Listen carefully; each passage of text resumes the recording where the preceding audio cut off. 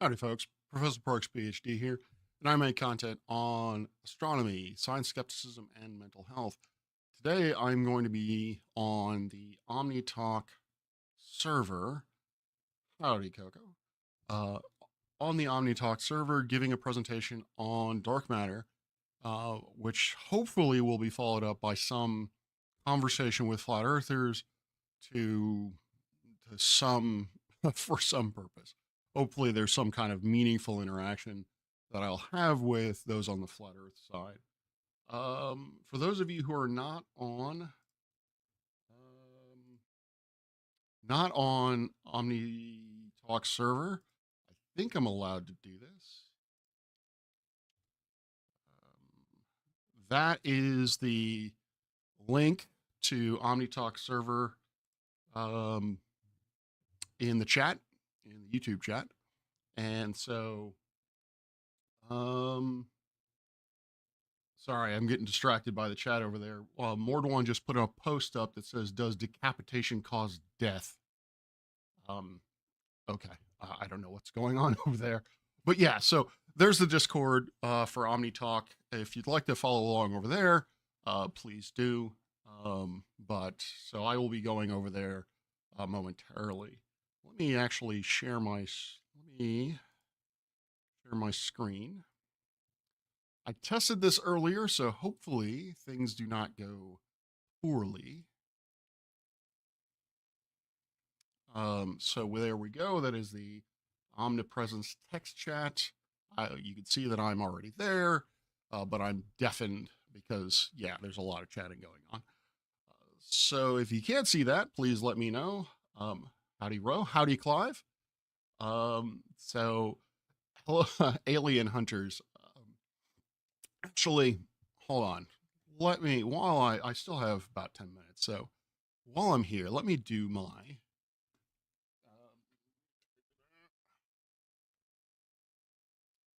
Speaking of aliens, this is a fun little book. It's called The Little Book of Aliens by Adam Frank. I really like Adam Frank. He is an excellent science communicator. And he's not perfect. No one is. He makes a few certain assertions in this book that I don't exactly agree with or don't think that he's able to make, particularly in terms of the total population of Earth-like planet, or yeah, Earth-like planets, super Earths in the galaxy. I think that I still think that there is a selection bias. We still don't have enough precision data to actually make that a certainty or make that sort of strong assertion. But anyway, Little Book of Aliens. Highly recommend you get it by Adam Frank. He is a doctor. He is a professor at the University of Rochester, and he is actually doing research and getting grant money. That's what I mean by doing research. Is he is getting grant money to actually look into the question of how do we perform a scientific study on finding aliens. Effectively, what are the observational signatures that would be produced by an alien civilization? So he is attempting to narrow down or specify, rather, what sort of observational techniques we need to develop in order to answer the question of that. He also goes into some speculative nature in terms of what types of how life would evolve over in certain types of exoplanets. He also covers work that he wrote about in his book. Oh, why do I can't remember. Something about stars. I cannot remember the title of it. I have it over there somewhere. Um, anyway, basically, he talks about he doesn't look for biosignatures. He looks for technosignatures. So he looks at the possibility of intelligent species or intelligent civilizations through simply a technological lens. Effectively, what are the types of energy sources that a technology or that a civilization uses as it progresses as a species, as it progresses technologically? So, for instance, for us, we first started off by producing energy through burning plants. Then we went to coal. Then we went to fossil fuels, and now we're getting into renewables like wind, solar, geothermal, that sort of thing. So, does anyone ever think birds are screaming because they are afraid of heights? That is okay. I don't know if I will ever think about birds in the same way ever again. My brother told me when I was a kid that the reason why the old pencil sharpeners, if you're old enough, you have pencil sharpeners mounted on a wall, you stick the pencil sharpener in, and you grind it. The reason why the pencil sharpener was so loud was to cover the screams of the pencil as you sharpen it. So I have never been able to look at a old school pencil sharpener the same way ever since. Yeah, let's get back to this. There it is. So yeah, let me make sure that my presentation is up. Let me put this over here. Actually, I can put it right here. Slideshow beginning. All right. That one. All right. There we go. So hopefully I can succeed in. Where do I want to go with this? I want to go over here. I want to go there. Okay. Hopefully I can actually share my screen over there and get the tech right. Do monkeys have eyebrows? I think so. But I would have to do what Ro's doing and Google that. Incidentally, I just Googled something new. I actually compared the density of molecules in the lunar atmosphere to the sea level atmosphere, and I learned something new, that the atmosphere on Earth is, or the density of molecules on the Earth is 17 orders of magnitude greater than the density of molecules on the moon at the surface of each. So now you know. So yeah, next time you're at a party, you can bore the shit out of people by letting them know that the Earth's atmosphere is 17 orders of magnitude more dense at the surface than the moon is. So yeah, fun. What does the New Yorker have to say? What will Jen Pulaski's show on MSNBC tell us about the current state of anti-Trump defiance? I could give less shits. I don't care. Google says yes. So you heard it here, folks. Monkeys, in fact, do have eyebrows. So, excellent. All right, I'm going to, so that you're not just hearing me ramble, I'm going to undeafen myself. And so let's test out the audio for y'all, see whether or not you can actually hear what's going on in Discord. Flat Earth, but I don't say that's a religion. The religion of flat the guy Earth with the British accent, requires the you. guy with the British Can y'all accent that hear isn't Jin, that dovetails perfectly for what I was. Yeah, not Jin, the other British guy. Yes, that's perfectly, me. That dovetails perfectly to what I was going to say. And that in okay, go ahead, Noah. The English language, there's many words that have multiple meanings. Science is actually one of those words that have multiple meanings. There's multiple senses of the word science. There's a more general meaning to the word science, yes, you can hear that. And there's a more narrow and specific meaning of the word science. In certain contexts, the word science means the application of the scientific method, but not. It is loud. I haven't figured out. Let me see all sorts of knowledge that you can essentially come to know and stuff. You can go look it up in Oxford or Merriam-Webster and go see that science has multiple like definitions. Okay, that's fine. Use the OED. Use the Can I not OED. speak Webster's now? is Can I like. not speak now? Do I have to talk all over you? Is that Thank better? you. Step back. Webster's is like. Now, Red Cloud. Hang on a minute. Red Cloud. Webster's is like. I tend to be deaf because of a well-spent youth. Screaming all over you. Hey, Hugh Janus, do you have? I generally need things loud muted or something? Yeah. No, I just say we're talking. That's right. Just get out of the way. Let me have my words now. Now, Red Cloud, I you've won't been do that. throwing insults to us. Yeah. So how's I have the not insulted how's the anyone. volume I'm now? still trying to speak here. Look, I haven't what's going insulted on? anyone, so your premise is false. Someone has a And Merriam hang on a Webster minute. I'm dictionary. trying to speak here. Okay? Can you now shut up? Okay, well, your premise is false from the get-go. Someone There's insulted nothing me. to say from now speak with again. me. Look, me horrible much. thing. What's this interruption? But go ahead anyway. I'm trying to speak anyway. Right, here we go again for the 8th time. Yay, For the it's 8th Jin. time. Do Red it Cloud, night. you are Ladies throwing and gentlemen, I do love listening to you Jin are speak. throwing ladies and a lot of- gentlemen, Or, you know, you That's are ramble, throwing mocking. See, that's as it mocking. I were. didn't do that. Yeah. speak, Okay, shut up. speak You are throwing a incoherently. lot of insults. You're throwing a lot of Howdy, insults, Al. and you're I'm not just gonna adhering ladies and to the Shut up. gentlemen, scientific, It's and you so are not funny. adhering to the I am turning scientific it down. method. Here. Oh, You Look, can go. No. come on, pay Shut attention, bucks. everybody. The flat earthers are being insulted because we hold a position of integrity. We're saying you must follow the scientific method if you're going to start talking about the things you talk about, especially Jin. looking at objects, in the moon and telling us what Jin. sorry, in space and telling us what they Agent, are. Agent, have at him. You keep I'm not going to talking give when you I'm a hard talking. time if you You rag know, on I'm it. going to keep talking when you're So, talking because it doesn't seem there's a you Jin. deer hiding. It's gonna take Is a that- Yeah, what is Al, it? is that In clear? 3 Is it minutes, clear? What is a flat I can't earther? even speak. Let him finish. Moderators, Let him look, finish. I'm You trying need to to go a whole speak lot now. quicker.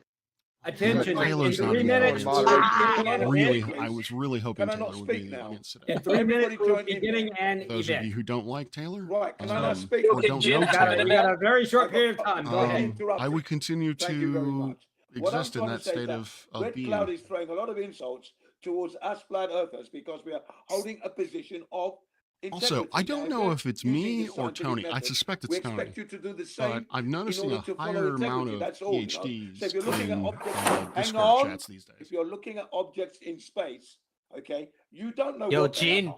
Oh, You Ro, don't know what they are, that's do you? basically I par for the think you course with finished the OmniTalk point. is I haven't a finished Yeah, the you talk. reiterate. Why is people this talking press over each other. scumbag I fucking interrupting? particularly like it We when are people starting an talk over event each other, in less talking than 3 about people minutes. talking over each other. Okay. That's That sort What of, is the 10 event more called? seconds. that sort of 10 more inception seconds. is So really, Red Cloud, shut your fucking really mouth. makes my Well, You why idiot. flat Earth Thank you. is That's what garbage. you needed Jin, 10 why are seconds you for? so triggered? Yeah, that's right. Shut up, They're French interrupting fucking He knows. idiot. why is He Jin knows I turned triggered? it down. 74 seconds. Let's talk Because of about the Jin? dangers of the Yeah, globe. I don't know. Listen, it would be, I don't know what it he would be more Jin, reasonable so for dangerous. the it'd be Yo, more Jin reasonable British? for can you globers define instead flat of Well, earther yeah, earth, for yeah, I not know the us? Jin is British. Go Never mind. ahead. Wait, Yeah, what's it'd the be I more just, I what's the don't reasonable event, know Omni? where. dark Dr. matter. Parks It'd be more versus in, us. I don't know yeah, it'd be where more in reasonable for the Versus globers, in not England the he's from. flat earthers, but the Apparently globers that's to the only concede accent. to His accent the is the point only and the accent in the definition world of the that scientific isn't method, weird. not the flat earthers to give it up. That is I ridiculous. don't think guys. so. I don't think that'll Okay. happen, man. Because Why we not? use science to do things. How What do about- you science? What do you? What do you use science to do? What have you do done things. with science? Your method of science. What have you done? What have you? Yeah, What that's have you done with that's it? the point. You have to do. Have you I done use anything with it? Yeah, that's the I point. don't We know have if to it's do called things with science or science. Yeah. deduction or Yeah. whatever, but Yeah. is Yeah. troubleshooting not a type of Yeah. science? Do you, Because I you haven't troubleshoot all type of things in my you haven't done it. real life You professionally. haven't done anything with that scientific ideology. You haven't done anything with it. No, We think everybody's that's done the shape of the everything with world. that. To Wait, study no, the cause troubleshooting. and Does the effect troubleshooting not is use the scientific method? You yeah, I don't know, follow but a yeah, to do. scientific procedure with Dude, are you all right? troubleshooting. Are you okay too? No, You there? sir. No, I Just think you're so laughing. you know, a natural omnivore, phenomenon? omnivore, I'm ready to go whenever you are. Okay. All right, everyone, shut up. Oh, There's great. an alarm. Oh my god. Yeah, I heard that too. I was like, what the fuck? Oh my I god. think All right. okay, good. I thought there was a tornado outside my building, or the Tornado Germans is were coming inside to your bomb me. building. I okay. thought we were getting attacked. I was getting ready. The Germans are coming. Yeah, exactly. All right. I thought I was going to get bombed. So Start with the prayer. today's guest is Professor Rob Parks, and the topic that he's going to talk about is one that we have brought up in the past few days, but not not focused on, which is dark matter.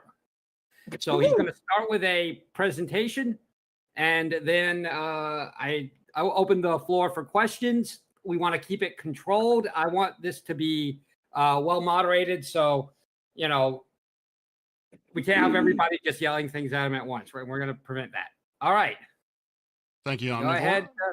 Professor Can I? Do I have share screen privileges? You should. I think you do. Go ahead and try. Let's see. You should. Yep. Okay. So hold on 1 second. And Dr. Pepper, if you can stop streaming on your end. Yeah, sure. My apologies. No worries. No worries. This guy's been playing Call of Duty the whole time. It's okay. Call of Duty is a trying great to game, dude. figure out. Windows 11 is just kind of the bane of my existence at this point. Anyway, so can y'all see my presentation? Yes. Yes. Okay. So what I'm going to talk about today is what I like to refer to as the missing mass problem rather than dark matter, because I think that is a more appropriate way of talking about what I'm about to talk about. So let's see here. Come on, go forward. There we go. A couple of disclaimers. I ain't a cosmologist, nor is cosmology or dark matter my research expertise. My research expertise is in specifically young stellar objects or protostars and magnetic fields of stars, of magnetically active stars. But I think that I can speak intelligently on this subject, so we will go from there. Oh, great. A bright matter specialist. Yeah. I have a Effectively, question. yes. I'm trying I to have a figure out a question. way to. So because of the way I've got this set up, I cannot see any chats. So if you have a question, please just let me know. So I'm going to start off with the evidence. I have a question. Oh yeah. Oh, go ahead. wait. Go ahead. Yeah, I just wondered if is it like a discovery or is it a placeholder? Okay, do we're you mean gonna get through the presentation, and then we'll look into that. All right. Okay. Yeah. Hopefully, I'll be able to answer that question pretty quickly. So right now, the first part of this is I'm going to talk about the evidence that supports that our current understanding of mass, there's something missing. So I love this picture of Fritz Zwicky. Zwicky is one of the more colorful astronomers out there. He was active in the 50s, I think, 30s rather. And a couple of stories behind him is that he, in a paper, defined the term spherical bastard because they are, as a person who is a bastard, no matter in which direction you look at them. He also allegedly threatened to shoot one of his co-authors because of a conflict within the paper. But what Zwicky is known for from a scientific standpoint is he observed the coma cluster of galaxies, which is the image on the bottom right.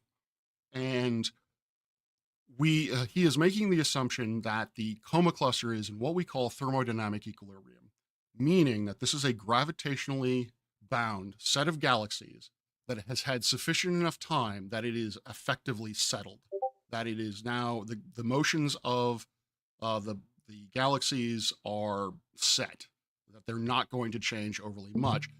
And if you have that situation, you have that situation is described by the virial theorem, which is basically that 2 times the amount of kinetic energy of the system is equal to the negative of the gravitational potential energy of that system. And so from his understanding of the mass luminosity ratio, that ratio is if you have a star that is, say, 10 times more luminous than the sun, then we can predict its mass that way. So based on that, the prediction was that the velocity dispersion, basically the differences in the various velocities of these galaxies, should be about 80 kilometers per second. What he observed was that the velocity dispersion of these galaxies was around 1,000 kilometers per second. So in order for the observed dispersion to be the observed velocities to work out, you needed 200 times more mass. There has to be 200 times more mass in that cluster than is currently observed. That was the first piece of hello, why is my, okay, now my computer's deciding to freeze. That is the first piece of evidence that hinted at dark matter. But I suspect because Zwicky was kind of an a-hole, it was not. It didn't go anywhere until Vera Rubin came around in the 70s. And okay, Vera Rubin came around in the 70s. And again, if something goes wrong with this stream, please let me know. Vera Rubin observed hydrogen gas, neutral hydrogen gas within the Milky Way galaxy, and she created a what we know as a velocity or a rotation curve. And a rotation curve is simply the velocity of the hydrogen gas as a function of the distance from the center of that galaxy. Now, I can go into the specifics. This is her actual measurements. I can go into the specifics of the central region of that really sharp spike and the dip and all that. But really what I want to concentrate on is the outer edge, say distances from 60 to 160 arc minutes from the center. What we see is that the velocities are what we call flat. Basically, the velocity does not change as a function of distance. This is contrary to the expectation of Keplerian velocities. Third law of Kepler basically states that if you have something that is orbiting around a central mass farther away, its velocity will be smaller. So Pluto, for example, is traveling far slower in the solar system than Mercury is, and that has been verified. So what that would indicate is there needs to be more mass out there to effectively gravitationally accelerate these gas clouds to the observed velocities. And that gas distribution has to be some kind of spherical distribution, what we refer to as a dark matter halo surrounding the galaxy. Then you have the bullet cluster. These observations are due to are a combination of two things. One, so in this image, this is an image of the bullet cluster. The red indicates the emission of the X-ray gas. X-ray gas stems from supernova explosion for the most part. Supernovas go boom, create the second most energetic event that we know of in the universe. A whole bunch of high energy particles and emission comes out of that. That goes into what we call intergalactic space, the space between galaxies, and it turns into a huge giant cloud. The blue sections are effectively the map of the mass which is causing gravitational lensing around that cluster. But first, let me start off with the X-rays. The X-rays, essentially, the particles moving around that are causing these X-rays to be emitted. Because of the amount of X-rays we can observe, we can know something about the particles that are moving, which are creating these X-rays, and they are traveling at higher rates of speed than would be predicted, again, by the luminous mass, meaning that the temperature of the X-rays is too hot. Now, when we take these observations and we overlay them onto gravitational lensing observations, we find something also interesting, that the X-ray emission does not line up with the lensing. What that means is that the X-rays do not seem to line up with where the majority of the mass is located, which is contrary to what we would have expected. Again, these X-rays are produced by supernovae that are randomly distributed within these galaxies. So we would expect that the X-rays would basically just envelop the entire cluster as a sphere. And that is where the mass is. So the expectation is that these X-ray emission and the gravitational lensing would be. Hey, Dr. Parks. Yeah. Sorry to interrupt. I'm getting people in the text chat saying that they're not seeing the stream update on your YouTube stream. Can you just double check that? Okay. Yes, a couple people have said that. That's probably because it's updating on Discord, but Yeah, we see it on our side, but I think some people are saying it's not coming through. Oh, I think I forgot to updated. flip a switch on my end. Where? Darn it. you may want to rewind a bit. Okay. So let's see. I shared my screen on.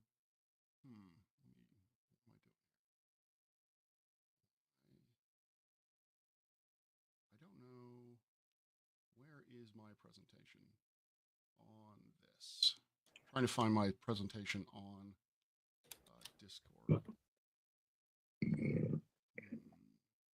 So I can share it on my screen. Oh no. We need some elevator music. I was just thinking the same thing. So I am sharing my screen with y'all, right? Yes, we see it. I don't see it. I don't see it now. Well, you were. It's closed you now. were. Yeah, you were. Okay. You were. Yes. Yeah, what you were showing on our screen was updating. So let me. Oh, probably because I may have to do it this way, which is fine.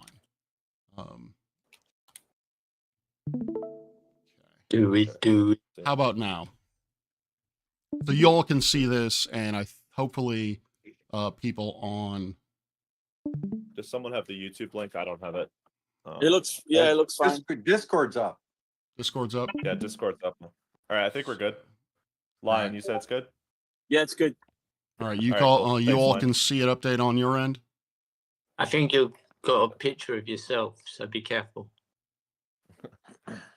Dr. Parks, could I just ask one quick question before you dive Sure, back go into nuts. Yeah. it? So with the velocity curve, I understand what you were presenting there. Is it covered in this presentation how those velocities were measured? Was that just, could you briefly touch on that? Or, Sure. or maybe Oh. later at the end? Yeah. So, what I'll say now, and I can expand on it later, is so the Milky Way galaxy is pervaded by just neutral hydrogen gas. So, a molecule of two hydrogens that are bound together. It's fairly cold. These gas clouds are everywhere within the galaxy, and they are rotating as the galaxy spins. And so, by doing spectroscopic measurements, you can get the red and blue shifting of those gas clouds. We can tell how that basically the velocity of the cloud as it's moving away and moving towards. And so from that, we can get the velocity curve. If that makes sense. Again, I can. Yeah, absolutely. Yeah, no, that does. Thank you. I just wanted to quickly get that on the record since I think probably other people were thinking the same thing. All right, go ahead. Sorry, didn't mean to interrupt. No. This is specifically for Melodic, who I think is in the chat. Here is her profile picture is actually this picture. This is the bullet cluster that I was talking about. Again, the gravitational lensing, which is what is effectively an indication of where the mass is not co-located or located in the same place as where the X-ray emissions are coming from. And the expectation is that the X-ray emission would be basically surrounding the where the mass is. I'm sorry, was there a question? Is that an actual picture or a depiction? That's an actual picture. It's an overlay of three things. It's an overlay Stacked. Yeah, I guess you can call it stacked. Yeah. Okay. So yeah. Just so we know. Yes. So yeah. Can we? Thanks, Lucy. But let's try at this point to keep comments and questions towards the end of the presentation. And go ahead, Dr. Parks. Yeah, no problem. I tend to be wordy, so I don't want to. I'm trying to keep this fairly concise. We then have cosmological evidence. Now, I'm not going to go over too much of this because, to be honest with you, there are certain amounts of certain bits of the cosmological evidence that is honestly beyond me, or at least beyond me enough that I don't feel comfortable being able to describe it to y'all. But so we have effectively, so in science, in astronomy specifically, what we have to deal with are things called boundary conditions. We need to know, if we know how something starts and we know how something ends, or at least how it looks today, we can then create a model on how it got from point A to point B. And so for cosmology, what we have is the large scale structure of the universe as we can observe today, which is filamentary in structure, basically looks like a giant spider web. You can kind of see it on the bottom right hand panel. Basically, the last picture is what the universe pretty much looks like. And then, so we have that. And then we have the bookend of the cosmic microwave background, which has been observed 3 times from Kobe to WMAP to Planck. This, I think, is a Planck image. I like this one because it actually maps the cosmic microwave background onto a sphere, as opposed to that oval thing that most people like. So, I'll get into the reason for the cosmic microwave background later, the physical mechanism behind it, but effectively what you're seeing in that map is a difference in temperature, and not a very significant difference in temperature. That scale is a bit exaggerated for ease of viewing. We're talking about tenths of a Kelvin from the bluest areas to the reddest areas. But effectively, this is a map of the universe as it was around 380,000, 360,000, 380,000 years after t equals 0. Or when the universe is thought to have begun. I'm going to come back to that point. So when we look at the CMB, we see those fluctuations. Now, we can model, basically, we can create a model of what the universe, how the universe evolved, and that model is currently known as the lambda CDM model. That model includes dark matter, or dark energy, which is lambda. I'm not going to touch on that today, or at least not in this presentation. And then cold dark matter means that you have dark matter that is moving non-relativistically, is moving quote unquote slowly. When we measure those temperature fluctuations, we see a black body spectrum that indicates well, if we measure the background radiation now, we see a temperature, or basically we see a temperature of 2.7 Kelvin. I really wish I could expand that picture, but I don't want to. I've got the setting, or I am on both Discord and YouTube. I don't want to fuck with the settings. This is the best fit between theory and data I have ever seen in anywhere, in any science, anywhere. This fit is just mind-boggling. The fact that we have a theory which says that the current microwave background should be 2.7 Kelvin. We look and see what that radiation should, or what the background radiation is, and it almost perfectly matches. It is amazing. We also then look at the upper right image.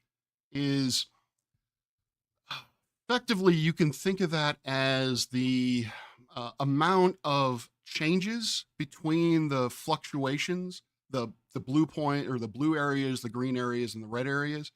Basically, how those areas change relative to each other. The lambda CMD model, Big Bang model, predicts what that should look like. We then measure that from the Planck image, and again, the match, or the way that the data matches the theory is almost exact. Like in certain areas, it's almost perfect. I mean, I don't know how to quantify that, but it's better than anything I've ever seen. It gets a little wonky at the edges, but in the middle, the main portion of how the CMB varies with temperature, it's bang on. This is probably the biggest piece of evidence that suggests that cold dark matter is a thing, or is somehow present.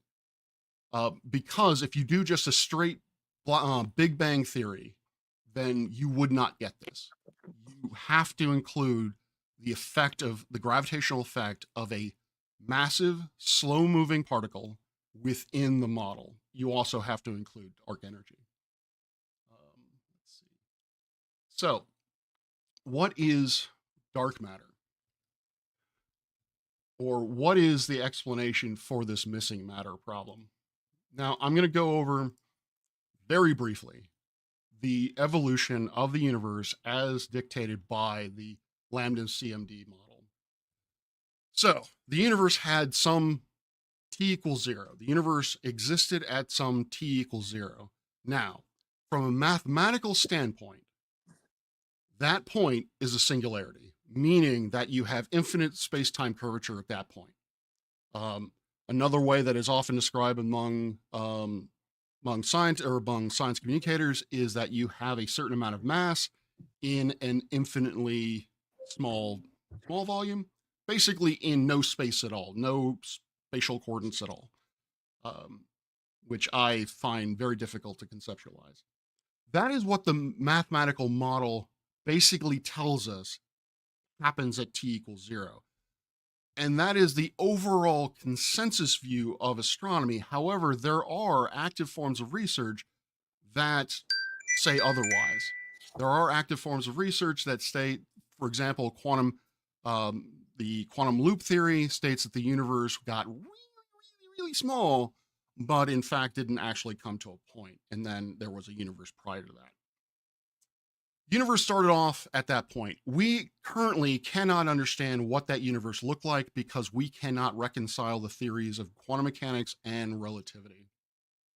So that was the very early stages.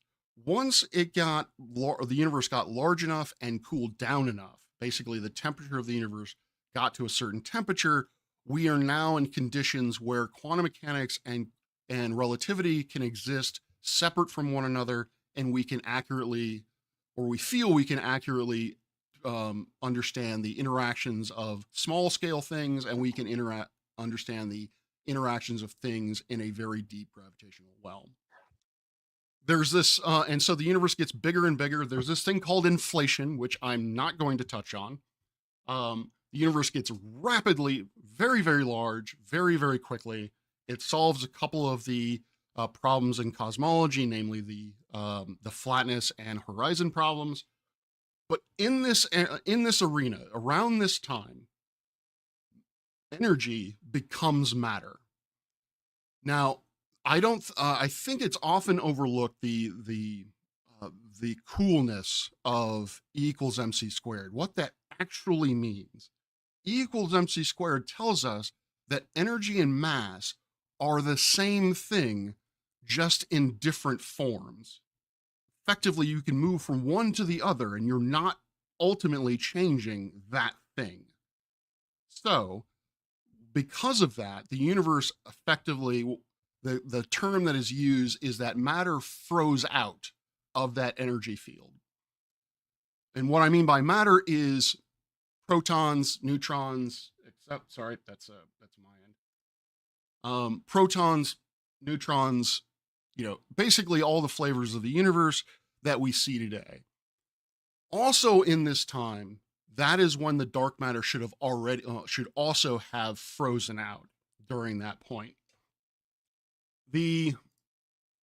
Then the universe expands even further. You get the creation of quarks and leptons. Those then are able to bond together into protons, neutrons. Those will then turn into elements like hydrogen, helium, deuterium, that sort of thing. Eventually, those universe will cool. During this entire process, the universe is expanding, cooling down, and it allows larger and larger structures to be created. So then we have the creation of the first galaxies. Now, this is where dark matter is sort of necessary, or not necessary, where dark matter can explain something. This entire process, we have that the universe is 3.727 plus or minus 0.2 billion years. I think it's 0.2 billion years in age. So we need to get from the cosmic microwave background to what we see today in approximately 13.7 billion years. In order for that to happen, galaxies have to have formed at a particular rate. Now, in order for that to happen, you have to have a certain mass to gravitationally attract all of these baryons together, all of these hydrogen atoms, helium atoms, all that. You need a certain amount of mass to pack all these things together in order to create stars, create galaxies, and so forth and so on. If you just look at the amount of matter that we have around us, this time scales don't match. We would expect to see the universe as far less clumpy, TM, technical term, than we do now. We would expect to see far fewer galaxies, far fewer coherent structures in the universe. So dark matter is an answer to the question of timescale. How is it that the universe got to what it looks like today in the amount of time that it looks like today? It also predicts, the lambda CDM predicts that dark matter should be of there should be a certain amount of it that was created. And that becomes relevant in a second. I'm going to skip over that slide for a second, and I'm going to talk about this. This is what we call the standard model of elementary physics. This is quantum mechanics. This is basically the bare bones of, or the building blocks of quantum mechanics. This is where all of baryon, or all of the observed, like normal that we see every day, I'm going to call it normal matter that we see today. And we have effectively quarks, we have leptons, and we have what we call gauge bosons, which are force particles. So they are the particles that communicate, hey, there's an electron over there. I'm an electron. I hate that dude. I'm leaving. So those two electrons need to know that they exist relative to each other. And it is those force bosons that communicate that. And so we have the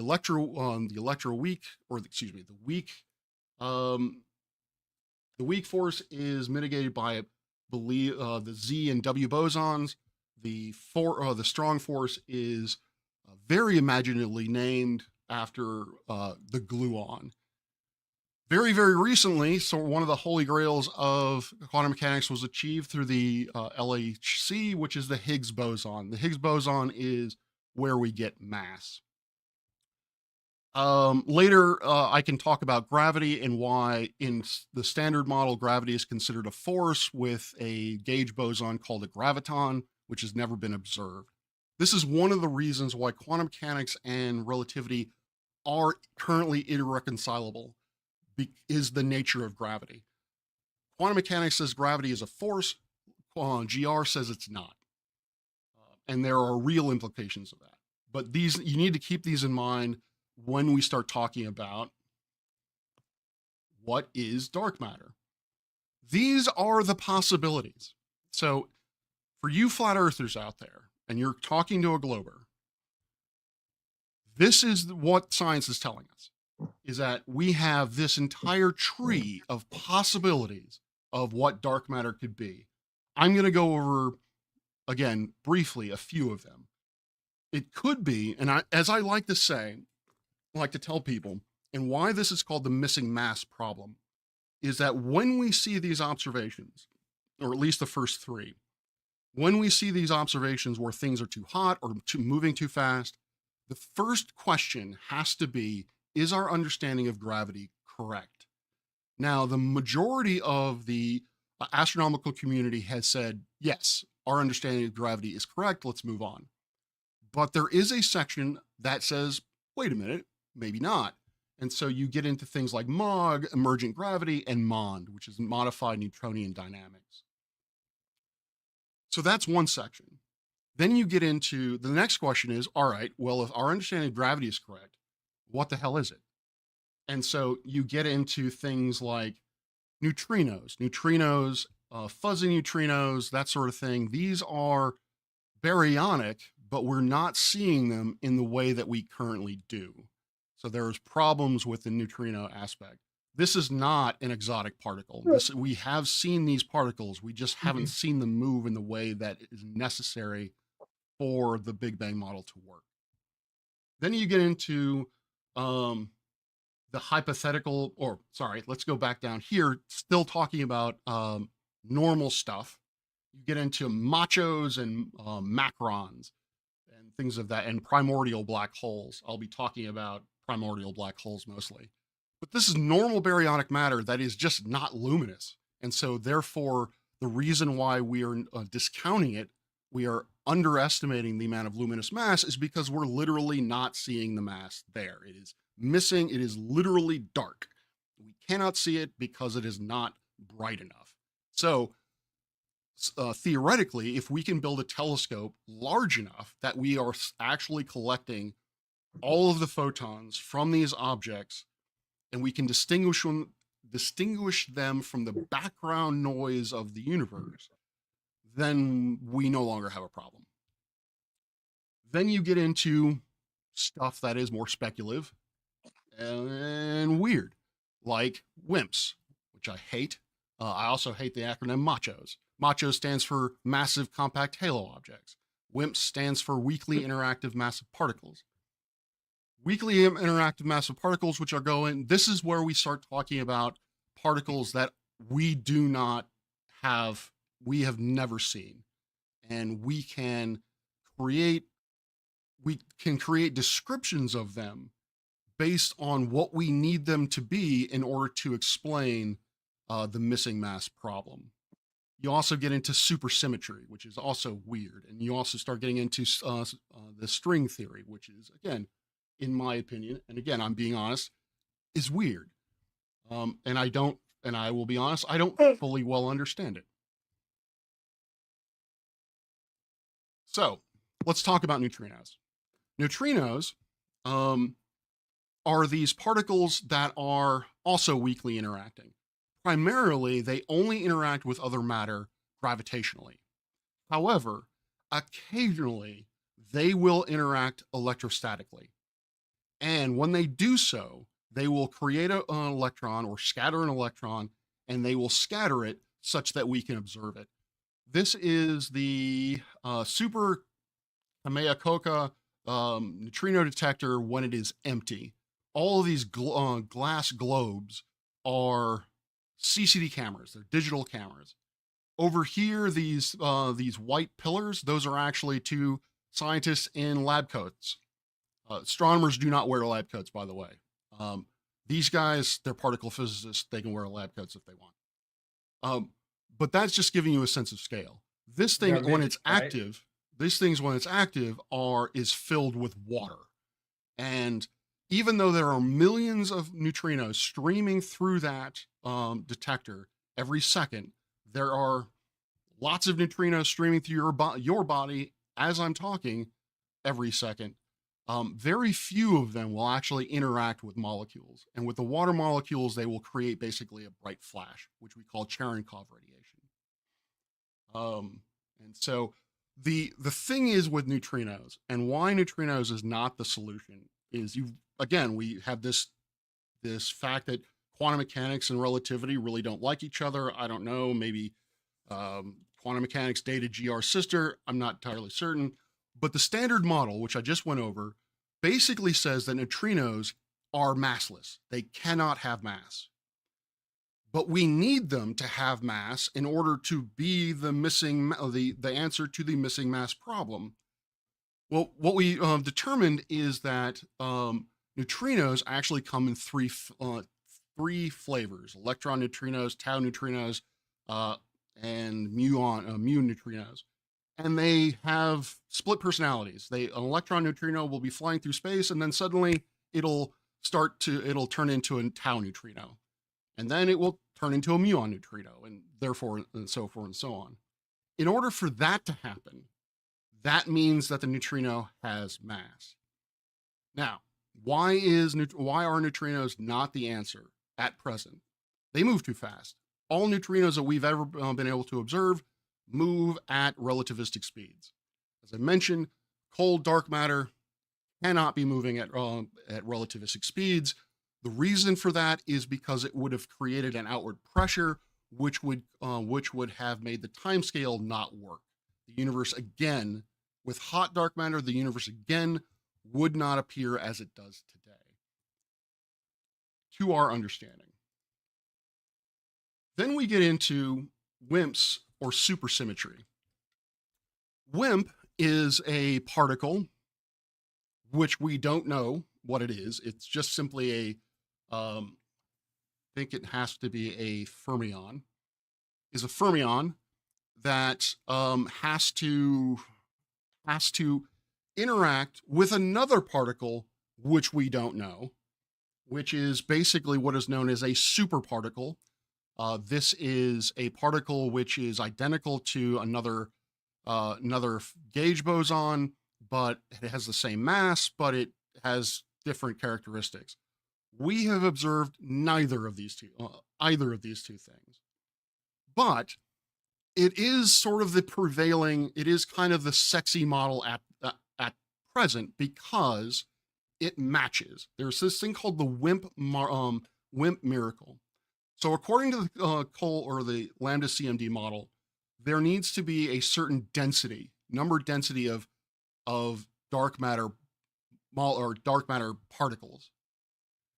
And what we find is that if you make models of these interactions, of these weak interacting particles over time, the densities match. And so it seems as if WIMPs solves the density problem. It solves the timescale problem. The only problem is that we've never observed them, and the standard model has nothing to say about them, or at least nothing meaningful to say. You also have supersymmetry, which is where you get into string theory. This is where the WIMP particles, the reason why we have not observed these WIMP particles is because these superparticles are located in different dimensions. So the vanilla version of string theory basically states that I think there are 11 dimensions. And so these superparticles are located in dimensions that we cannot observe. I've never liked the string theory because at present, and Clive could correct me if I'm wrong, string theory has no tests that we can run in order to verify it. It's a very nice theory. From my understanding, it's extremely self-consistent. It just makes no experiments that we can test. Now, I'm not really going to get into this basically at all. This is there is something called an axion. And so it is what is referred to as a wave-like dark matter. Neutrinos or really WIMPs are particle-like dark matter. Effectively, an axion, from my understanding, is that when the dark matter coalesced or froze out of the field, which I cannot remember what its name of, it starts with an E. When it collapsed out of that field, it didn't form particles, but it formed waveforms. And when these waveforms collapse, they then will create the effects of dark matter. The issue with this is that their masses would have to be huge. Essentially, the reason why we have not observed them is because they are exceedingly massive, and we cannot detect them in even the LHC cannot get into that region of space or that region of phase space to sample subatomic particles at that mass. So that's not right. Or that's the problem that we've run into with axions. Then we get to primordial black holes. Primordial black holes are, well, first off, just briefly, a black hole is something that, again, has mass, but has at the very center of it no size. Again, the way I would describe it is that the singularity is a point of infinite space-time curvature. We've observed black holes. We see them all over the place. We see them primarily in the center of galaxies. The idea here is that you have effectively when matter froze out of the energy field, the early energy field of the universe, these essentially were overdense regions of radiation that froze out into black holes. The problem with this is that there isn't enough mass to create enough primordial black holes for this to solve the problem. Now let's get into MOND. Let's get into modified Newtonian dynamics. And this is basically one of MOND's solutions in terms of rotation curves within galaxies. And basically what it says is it states that the acceleration due to gravity is not described as the Newtonian gravity. From my understanding, it's not an R squared relationship. Again, not an expert, just stating what I know. But again, there are things, or there is a field of science within astronomy that is dealing or trying to answer this question as if we don't know, or as if our understanding of GR is incorrect or incomplete. So in this case, it's incorrect. They're basically saying, no, it is a force, which would make it reconcilable with quantum mechanics.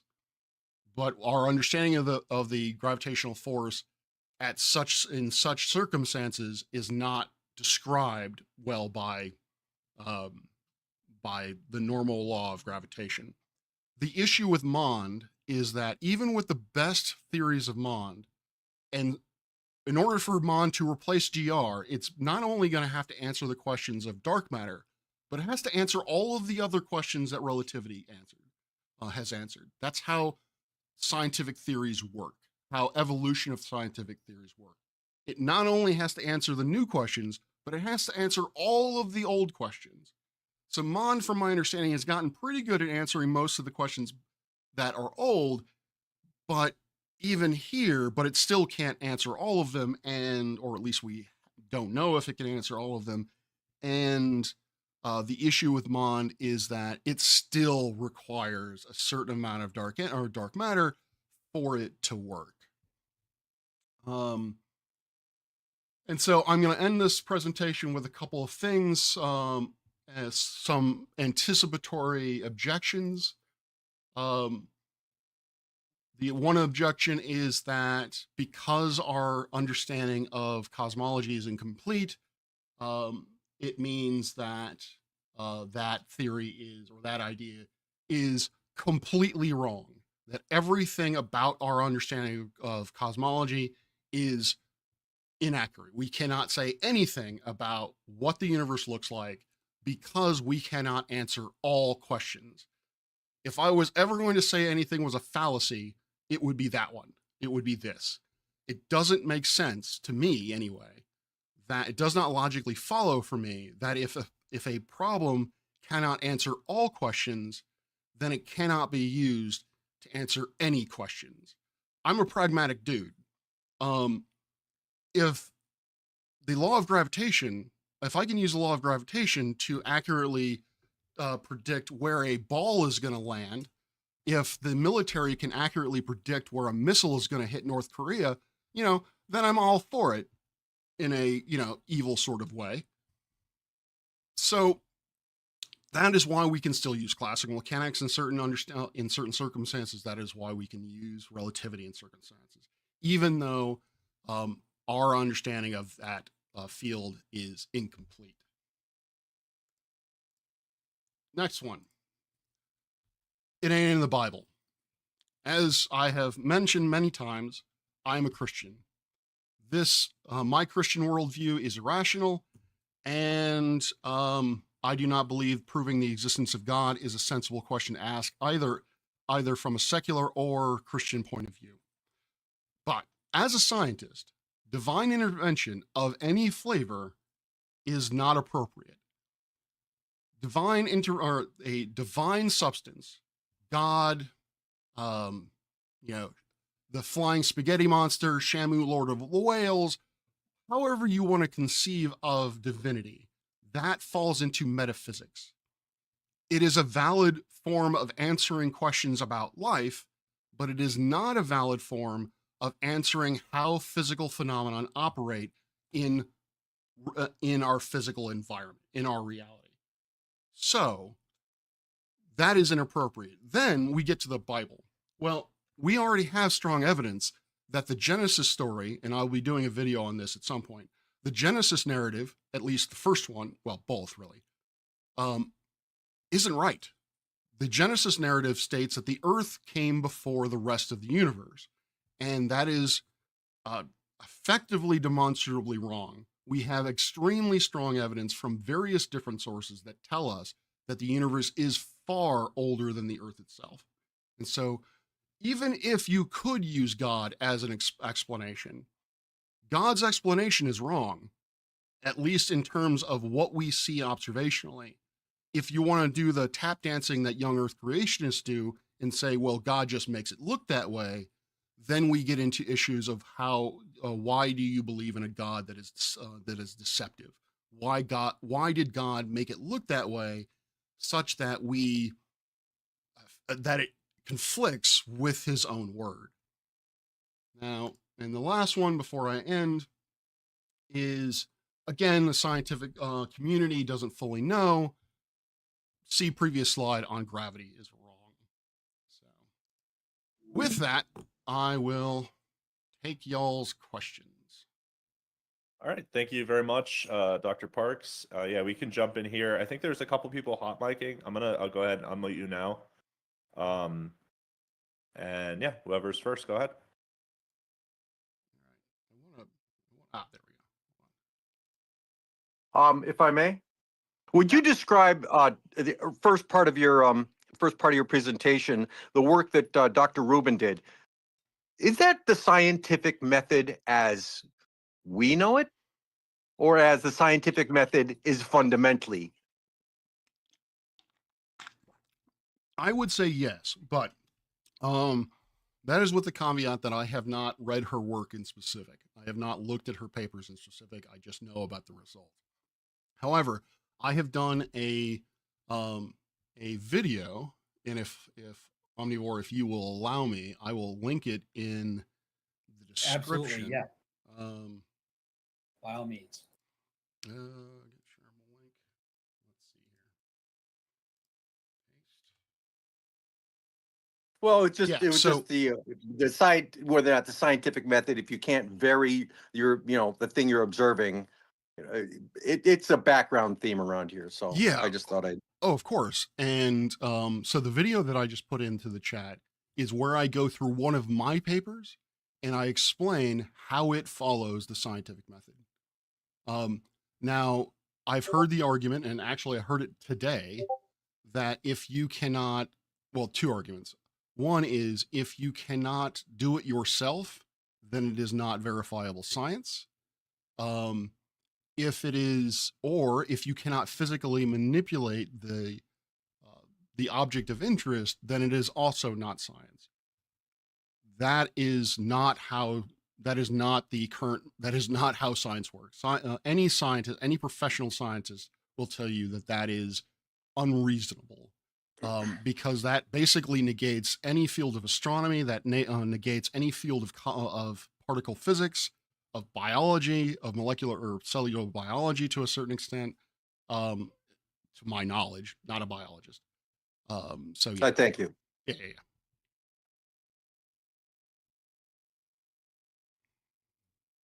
Next. I'd like to ask a question, if I may. Oh, and thanks, Sig. Yeah, go ahead, Essie.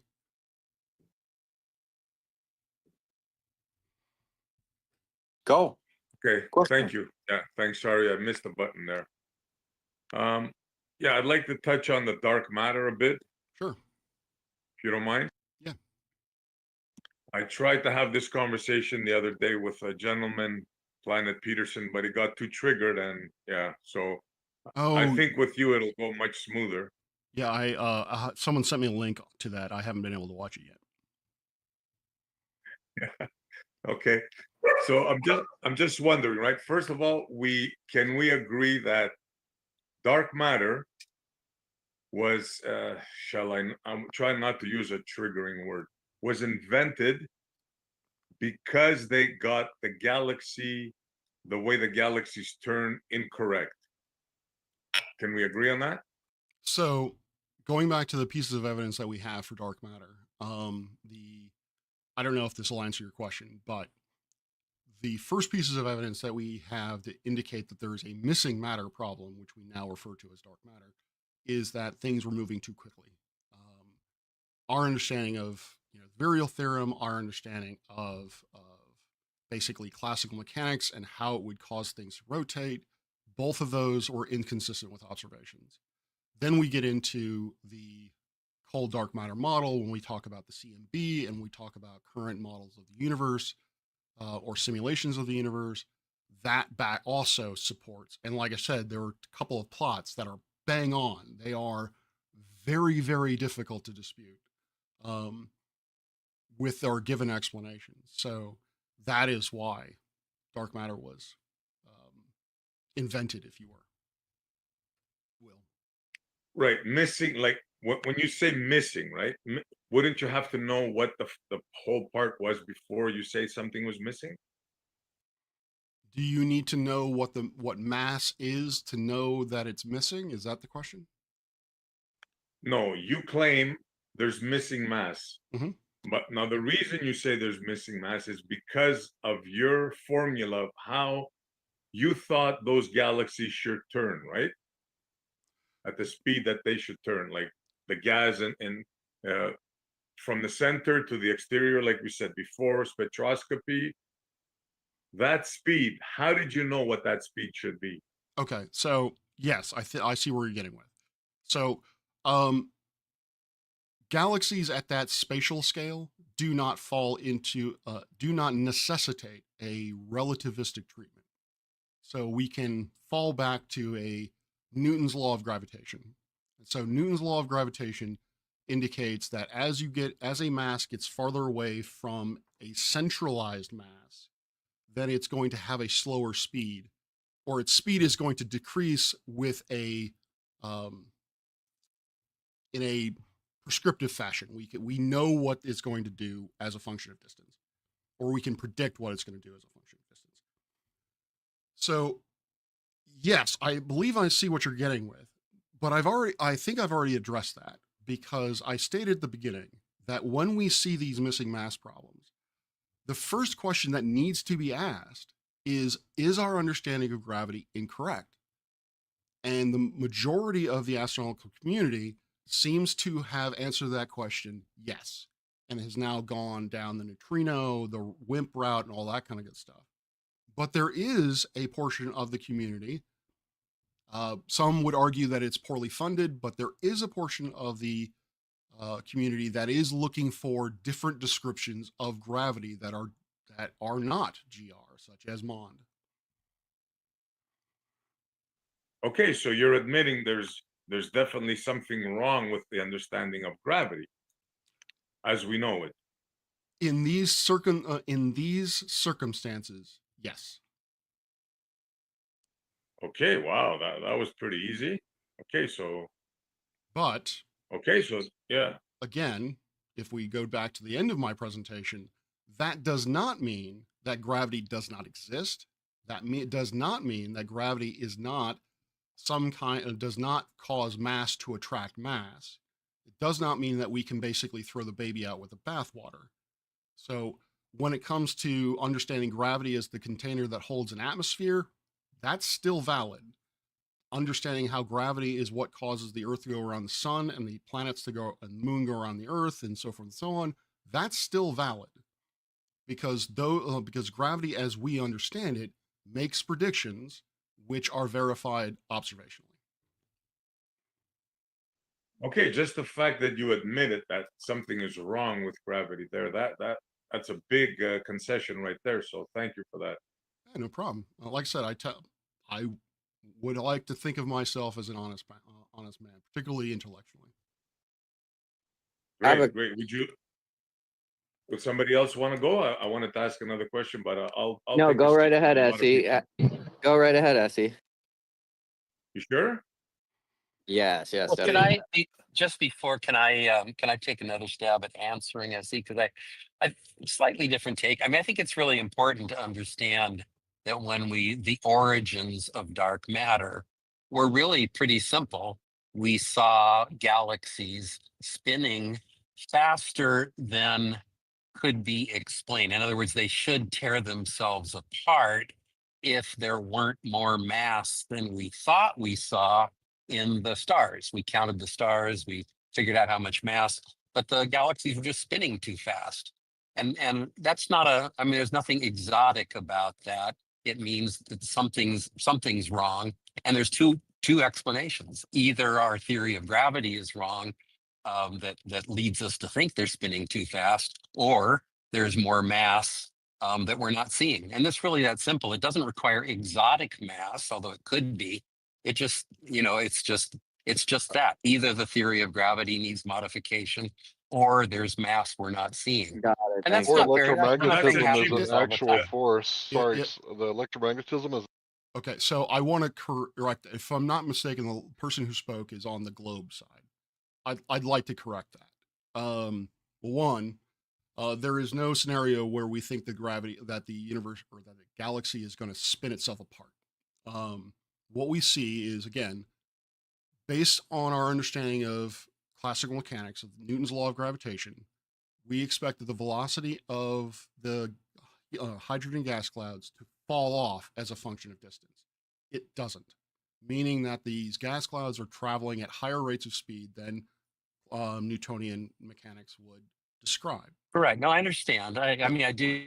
And what I meant by saying that is simply that the speeds that we saw could not be maintained by the amount of matter that we saw providing them. In other words, the point is if the amount of matter that we saw was correct, then the speeds that we saw would lead to that, just like a satellite orbiting too fast.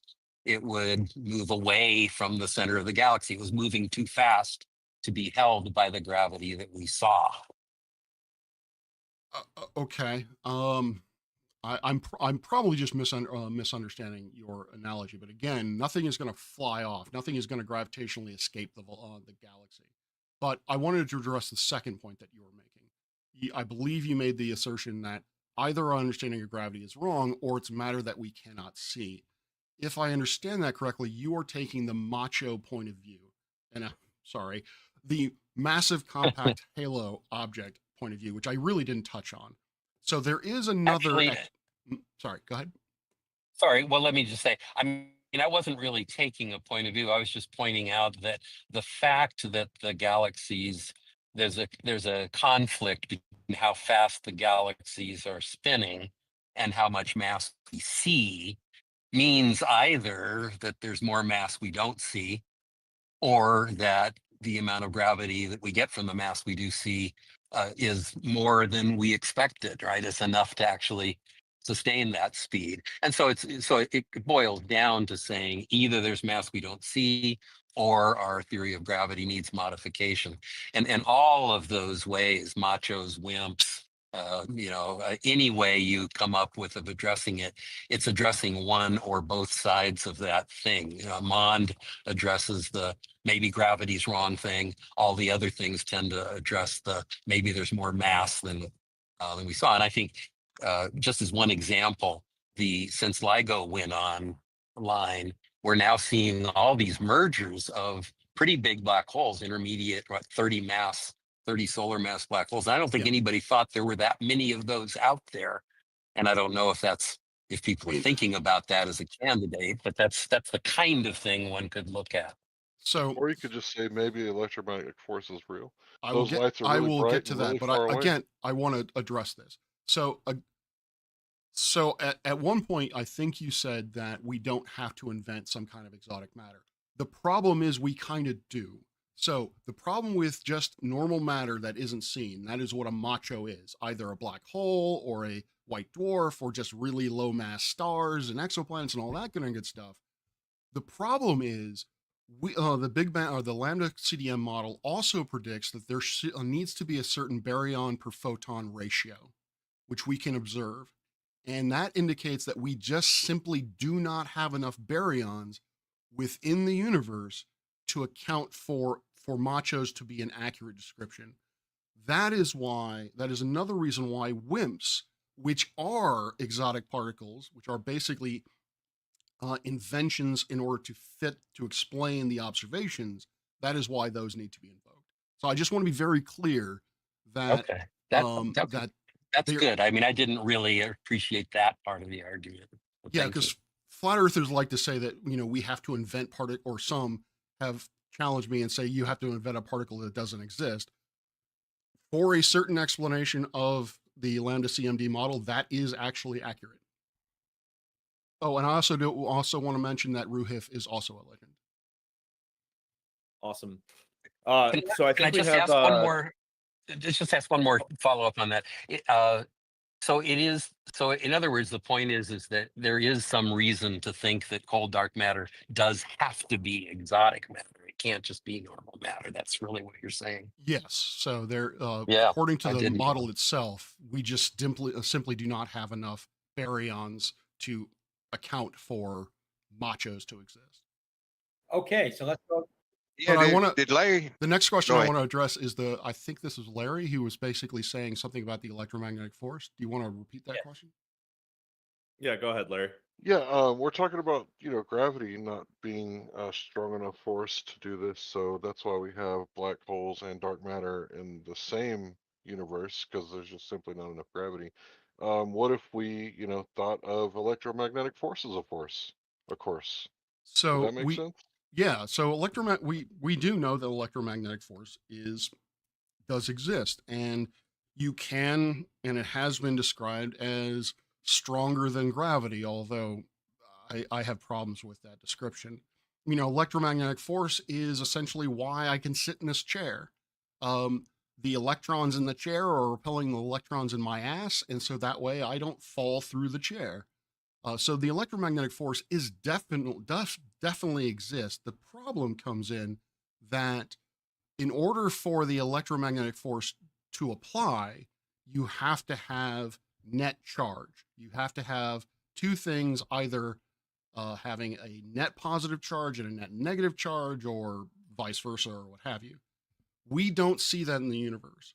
Stars do not have a significantly, if at all, net positive or negative charge. Galaxies are not observed to have a net positive or negative charge. Cold hydrogen gas has never been shown to have a net charge. So therefore, the electrostatic force is not applicable, in that the amount of force that it could possibly generate wouldn't even explain how the solar system is kept together. Well, if they can't make gravity work, and they've been working on it for 100 years, some of the smartest minds all across the plane, then why is it that, you're saying, well, yours doesn't work, well, yours doesn't work either? So So what's the solution here? We're both saying your shit is weak. So the problem, and again, this is at the end of my presentation. Gravity cannot explain certain things. We are having difficulty explaining the missing mass problem. However, if you want to build a building, you want to build a bridge, you want to bomb the shit out of Yemen, gravity works very, very well, as the Houthis would know. So to say that gravity cannot be used or is not accurate is, well, not accurate. Gravity is very accurate and applicable in a lot of circumstances. It's only Did when you you get into say these extreme environments where our understanding of gravity seems to fail. did you say that, the bombs are there because of gravity? Bombs, we can accurately determine where we can bomb things because of ballistic motion, which is part of gravity, or part of ballistic motion is gravity. Okay, if you're not talking about the cause, but I think the effect, right? So the reason why something falls is because of gravity. The reason why, to quote Taylor, we have to when you're bombing someone, you have to take in other variables such as air resistance, which is going to affect the trajectory of the bomb. Well, what if we put one of these, let's say, steel anvils in a pool of mercury? Like, Okay. does it go down because of gravity to the bottom of the mercury? It does. Well, there No, is a it floats. downward force. I don't know actually if an iron anvil will float in mercury, but It there does. It is a does. downward It will. force. Oh, okay. There is a It downward definitely force floats. of. Oh, okay. I didn't know that. I learned something today. There is a downward force of gravity on that, pushing it down onto the mercury. Now, as with air resistance that I mentioned just now, you have a buoyant force which is pushing upward.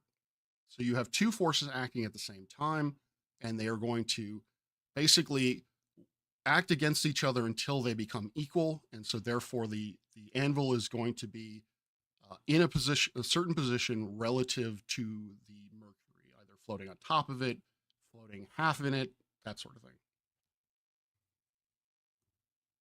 Yeah, I get that's how you mathematically describe it, but when you like scientifically test it, the cause of things going down is the relative density between the object and the medium that it's in.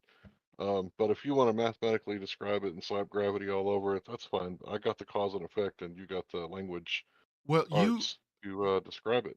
you have in the past, from my understanding, talked about a buoyant force, correct? Yeah, that's right. All right. So what is a buoyant force? It's a force that pushes things up when it's displaced with a denser medium. Why? Why? It just does. Okay. Well, we can explain why it does, and actually, it's because of gravity. Well, I can demonstrate why it does. It's because of relative density. Yeah. Can you do that? I can. Yes. So what I can do, and this is also similar to the inclined plane experiment. You can do the Archimedes experiment. You can put something in water or put something in a fluid.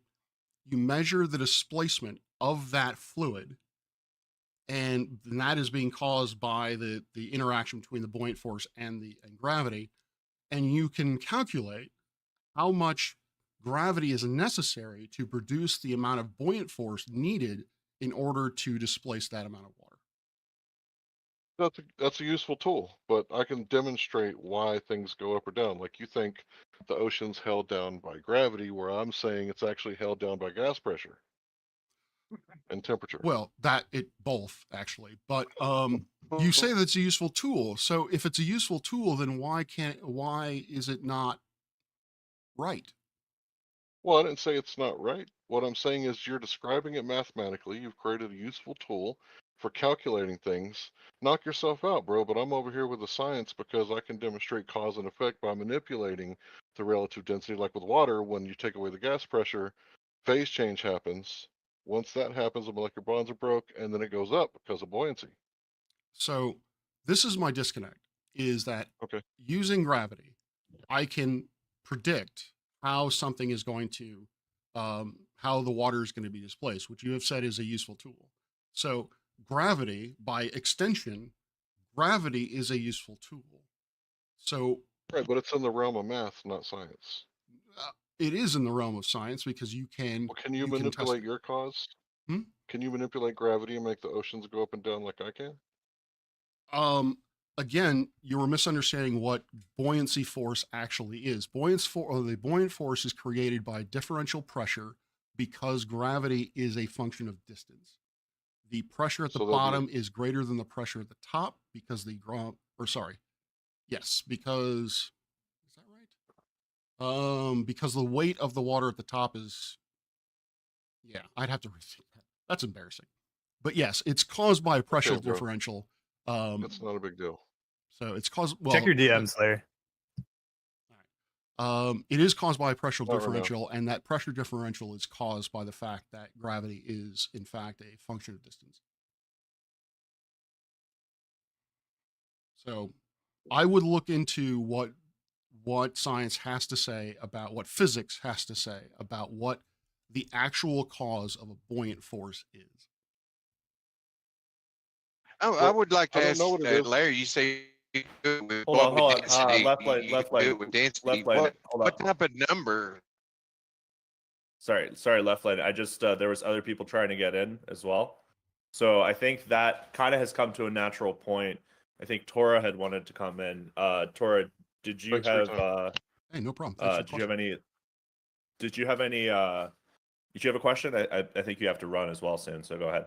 Yeah, but I had two questions actually, Professor Parks. The first question is there dark matter, dark energy in our solar system?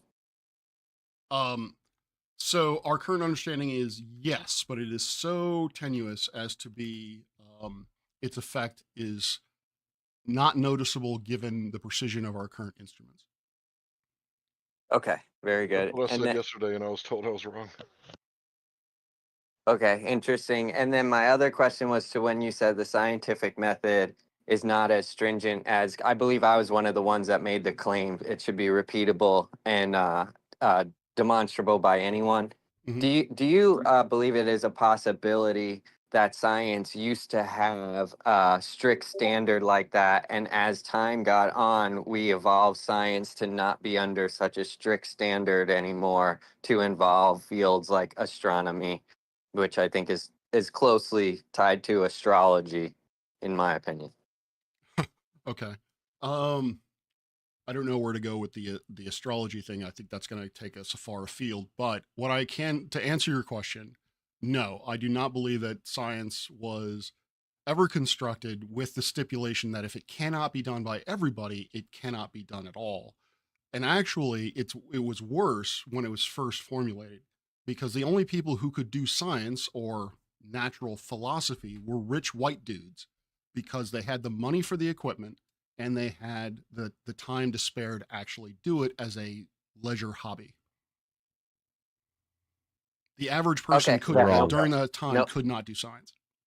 okay, I understand it. And I'll just give you my explanation for the astrology comment is just because it was known back in the day that men of high power always kept astrologists close by and they would, say that they could tell the future. So, and I still see this today that the astronomy is also of in this like position of high power that they are telling us kind of stuff about the future, like the heat death.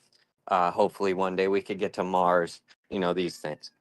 That's interesting, and I agree that in basically all the way up until really the Enlightenment, astrology was very well considered by monarchies, by governments, because they wanted to know short-term predictions. They wanted to be able to say, "Hey, if I invade those people, will I win?" And they will consult astrology. And astrology also had influences on medicine, of all things.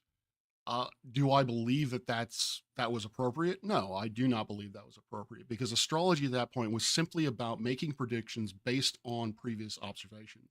That is not what astronomy is today.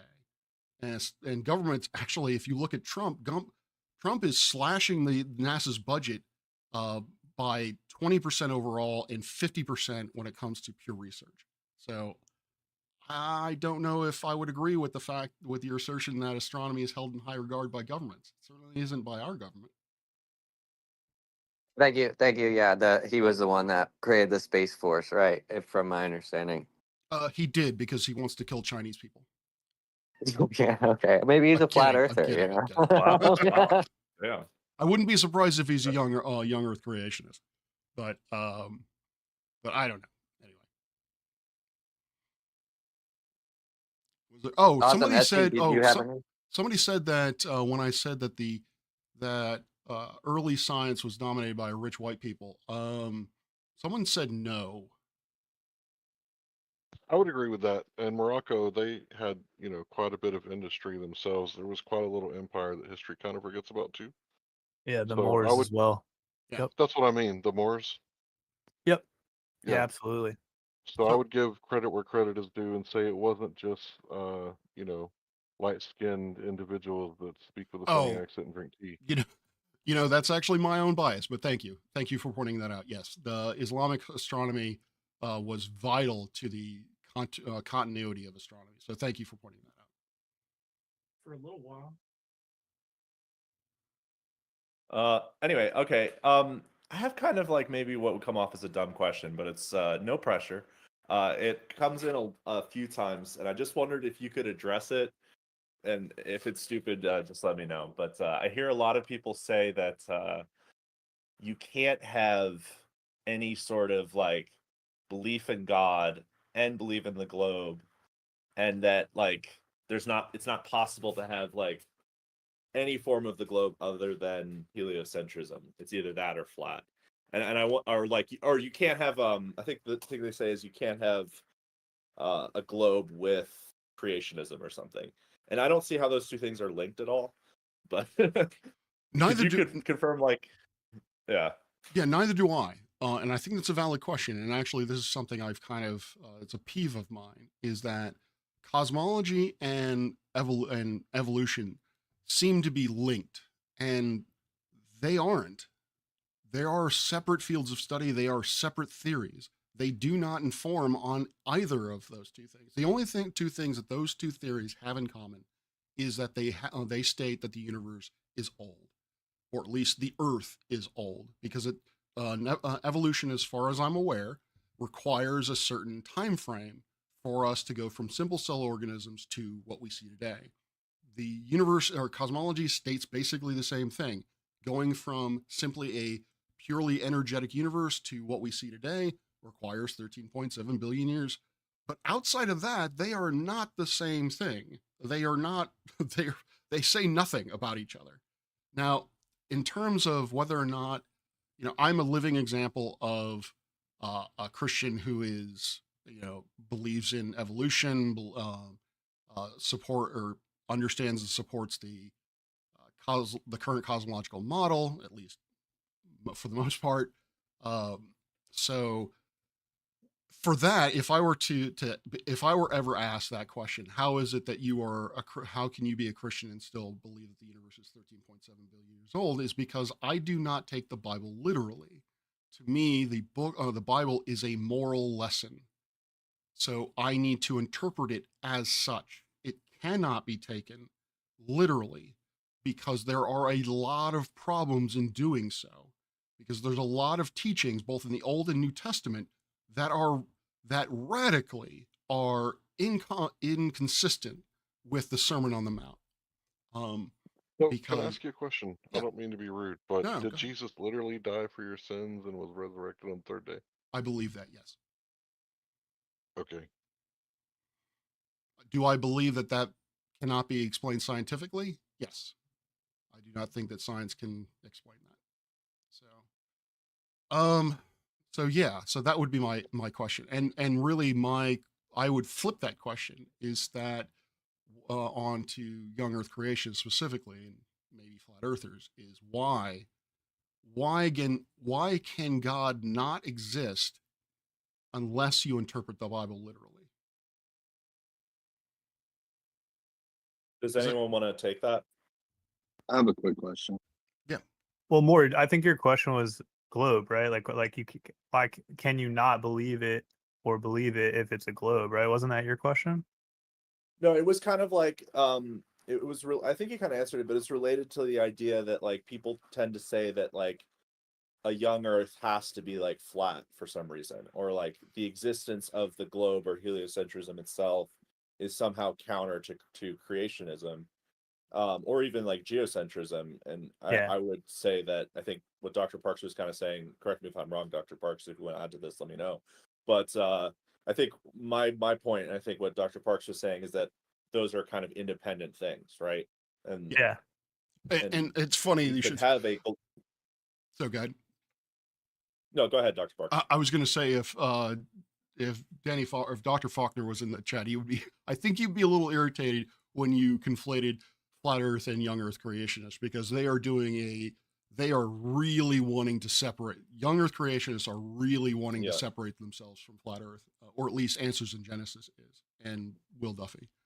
But yeah, I mean, it's along the same lines. Is that what I've heard is that one of the defenses of flat Earth is they point to biblical references that, in their mind, are interpreted to literally state that the Earth is flat. And so, again, it's a literal interpretation. Why is it that I have to take the Bible literally? And not only that, I have to take your interpretation of that translation of the Bible literally. Why is it that that is the case? And And if I don't, then God can't exist, or I don't follow God. Well, no, I don't think that's what's going on. I'm pretty open-minded because I'm not a Trinitarian. You can believe whatever you like, right? You just said that Jesus was the Messiah, basically, Mhm. if I heard you correctly. Correct. So that would make you and I brothers in a spiritual way. So I'm not gonna say anything disrespectful to you if you don't say anything disrespectful to me. So that sets us apart, right? Yeah. So I don't care what you believe, like it's none of my business. You got probably about 100 years or longer if you avoid the American diet. So good luck figuring it out, you know. Appreciate that. You Peace too. be with you Yeah, or whatever. God there bless. is an interesting verse that says the scripture is not up for private interpretation. I have heard that, and I believe that was one of the that may have actually been one of the 88 reasons why Luther nailed to the church door is that Yeah, idea yeah. that was no, the Bible says it's not open to personal. No, I flipped that. Sorry. The Catholics would point to that as a way to say, you need priests in order to be saved. Okay, gotcha. What do you mind sharing Can I? your sect? Go ahead, SE. Sorry. I Just just real quick, was wondering if I I am could. investigating Episcopalian. I am investigating currently being Episcopalian. I'm reading about it. I now have the Book of Common Prayer. I'm reading through it, so we'll see how it goes. Can I get some clarity, please, Mhm. Professor Parks?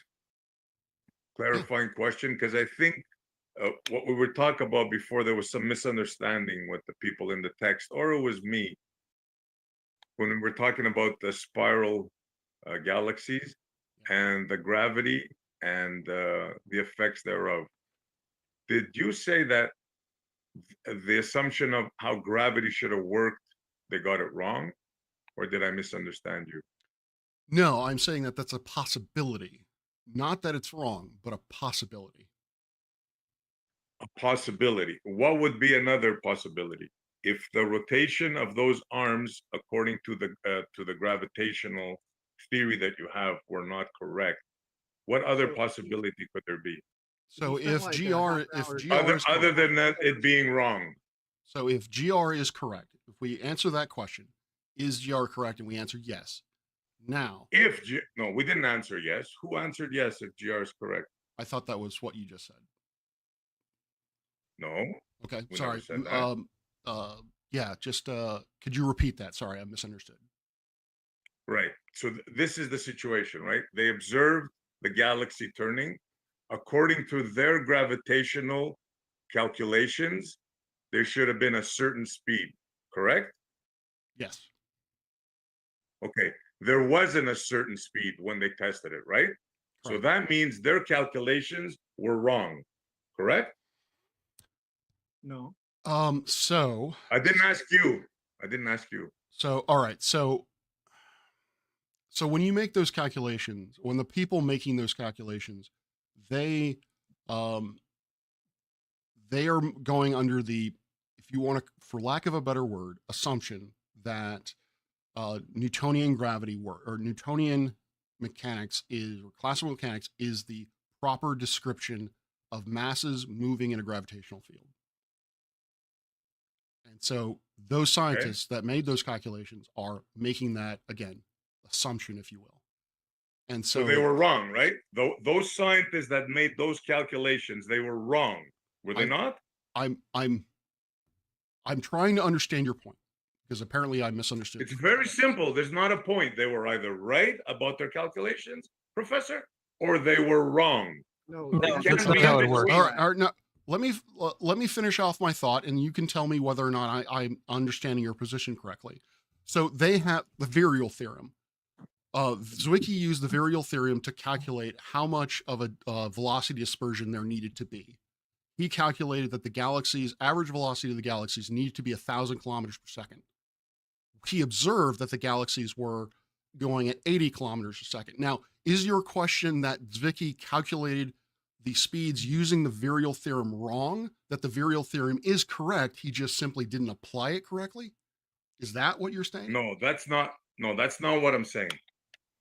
according to the gravitational prediction of how those galaxies should be spinning. Yeah.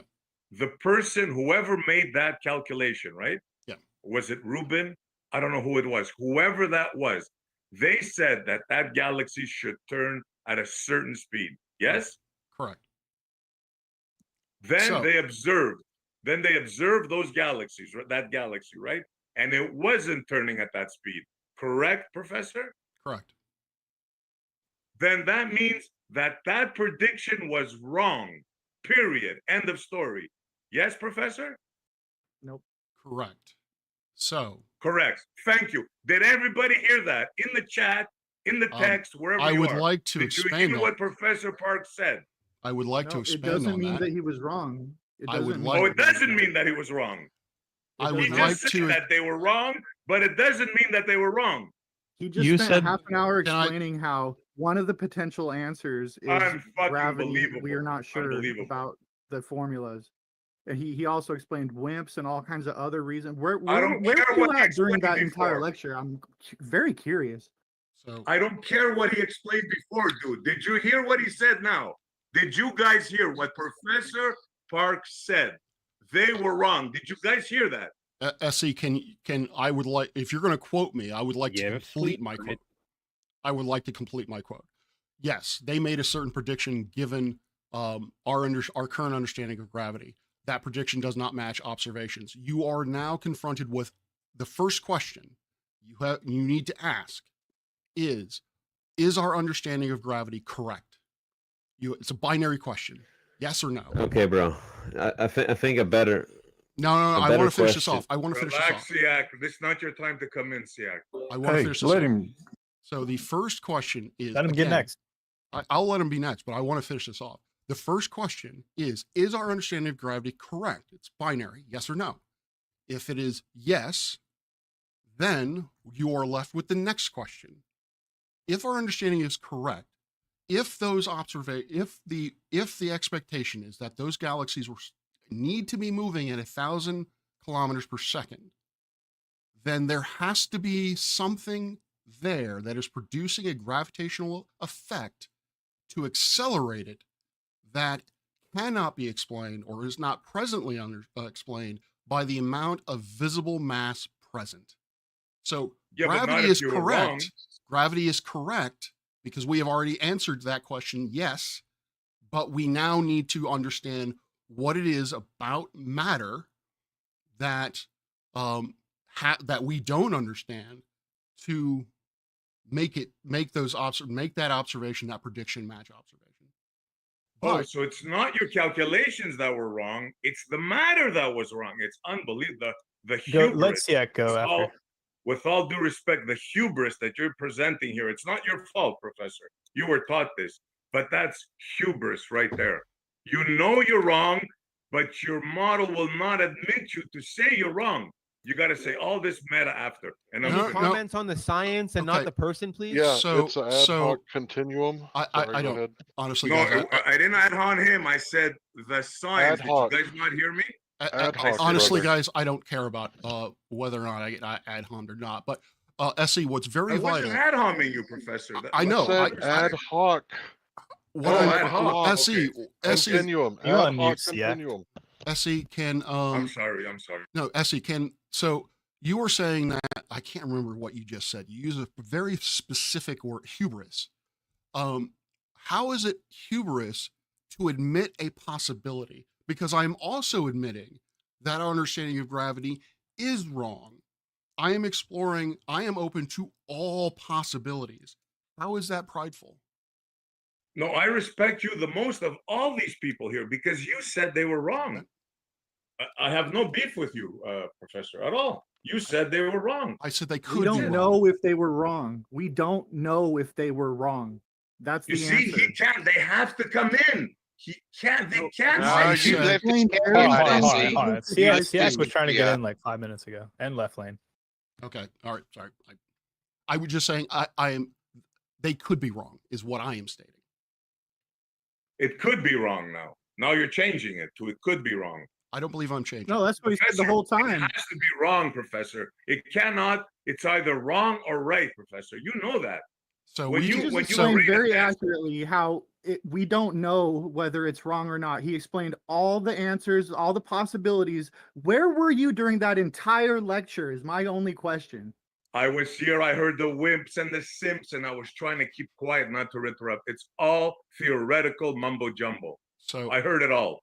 So I Okay, well, do believe you have a I've been. better, I believe better there are a alternative? couple. Hold on. I believe that there are a couple of people who have been wanting to get in. Se and whoever is also talking. We can talk about that after, but I think the moderator wants me to switch to other people. Is that what I'm hearing? Yeah, CX still muted. I don't know why.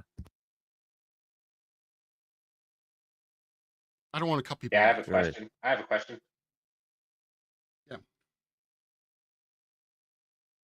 Go ahead, Siak. Oh, it's my turn. Okay, great. So I'm just curious, let's just begin with putting our feet in the ground.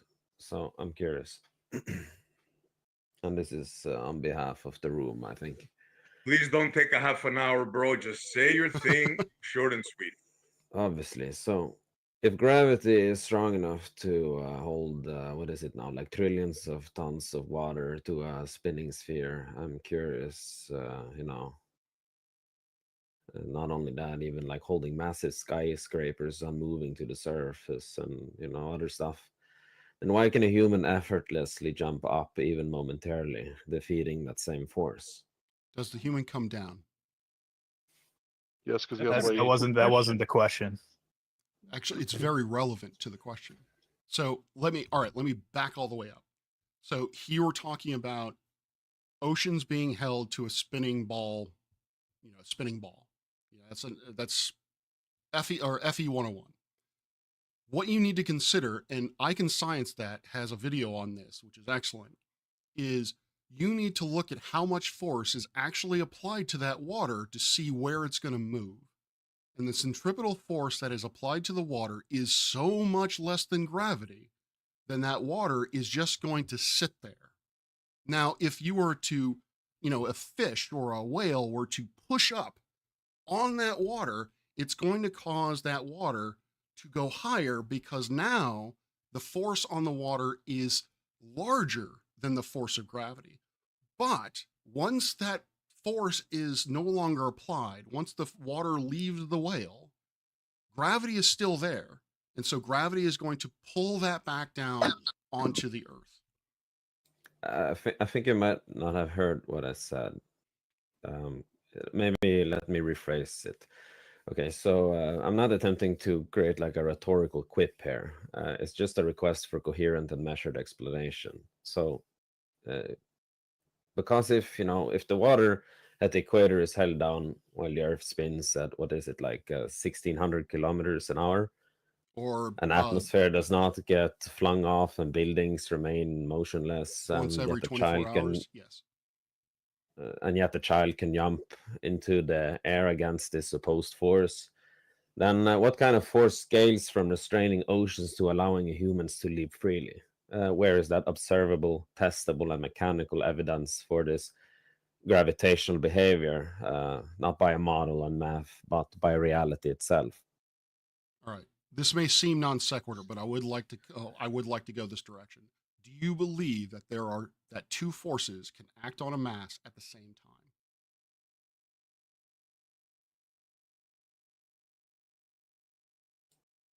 I feel like, did you cut out now? My question, and please go with me. My question, please go with me. This is relevant.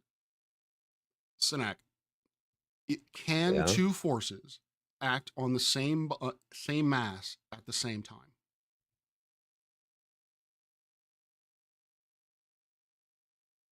Yes. Well, I want to make sure that This he. is- Mhm. What about me asking a question and you turning it into you asking a question and like creating a Socratic syllogism dialogue? Is it that you attempt to avoid the question I originally asked about? I asked you a direct question, and now you go into Socratic dialogue and syllogism to like prove your teacher status role. That's not really what I'm asking of you to do. I'm just Okay. asking for simple, direct, measurable, observable. Okay, I will answer your question directly. Okay. Then. When someone Thank jumps, you. they are applying a force that is larger than gravity. However, once they've completed the jump, that force no longer applies. Gravity is still applicable. And that person falls back down to the ground. That is how gravity can allow for something to be held to the earth, but also allow for someone to jump and for butterflies to fly. Okay, so let me write this down. When a child jumps, they apply a force greater than gravity. Yet, the same force of gravity can hold down trillions of tons of water to One molecule at the a time. surface Yes. of Because the force that is attempting alleged globe. Okay, that doesn't sound any way logically coherent, but your claim is noted. Okay. I just want to finish that off is that the reason why trillions of pounds or trillions of kilograms of water, I refuse to use imperial, trillions of kilograms of water can be held to the earth is because the centrifugal force that would cause the water to leave the surface of the earth is in no way comparable to the force of gravity. So there you go. I just shared that statement in the chat, and I mean, Can for you me, please? this is No. completely. I'm going to ask if you can also share what I just said. If you're going to Oh, quote I you're was, going to quote me, please do not yeah. please do not quote mine me. I would like you to quote me in full context. Take Okay. 24 hours to What more spin do you around wanna in a add? circle and I see would what like to kind of add- force that applies. I would like to add that the reason why trillions of kilometers of water seem to sit there is because the centripetal force, which would be what would cause the water to leave the Earth's surface, is in no way comparable to the force of gravity, which is significantly greater. So can Okay, you great. please So include that within the quote. yes, okay. So the reason why trillions of tons of water can, could you continue? All right, can I say one thing for a second? Try to spin around in a circle and take 24 hours to do that, and see what kind of You're not- force you feel. You're not taking into account mass. The thing is that the centripetal force is a fictitious force, so you are invoking an assumption to explain your model, and didn't this say is not centripetal force. logical coherency. I It's didn't say actually logical inconsistency. I did not say No, you- centrifugal no. force. I did not say centrifugal force. I said centripetal or centripetal force.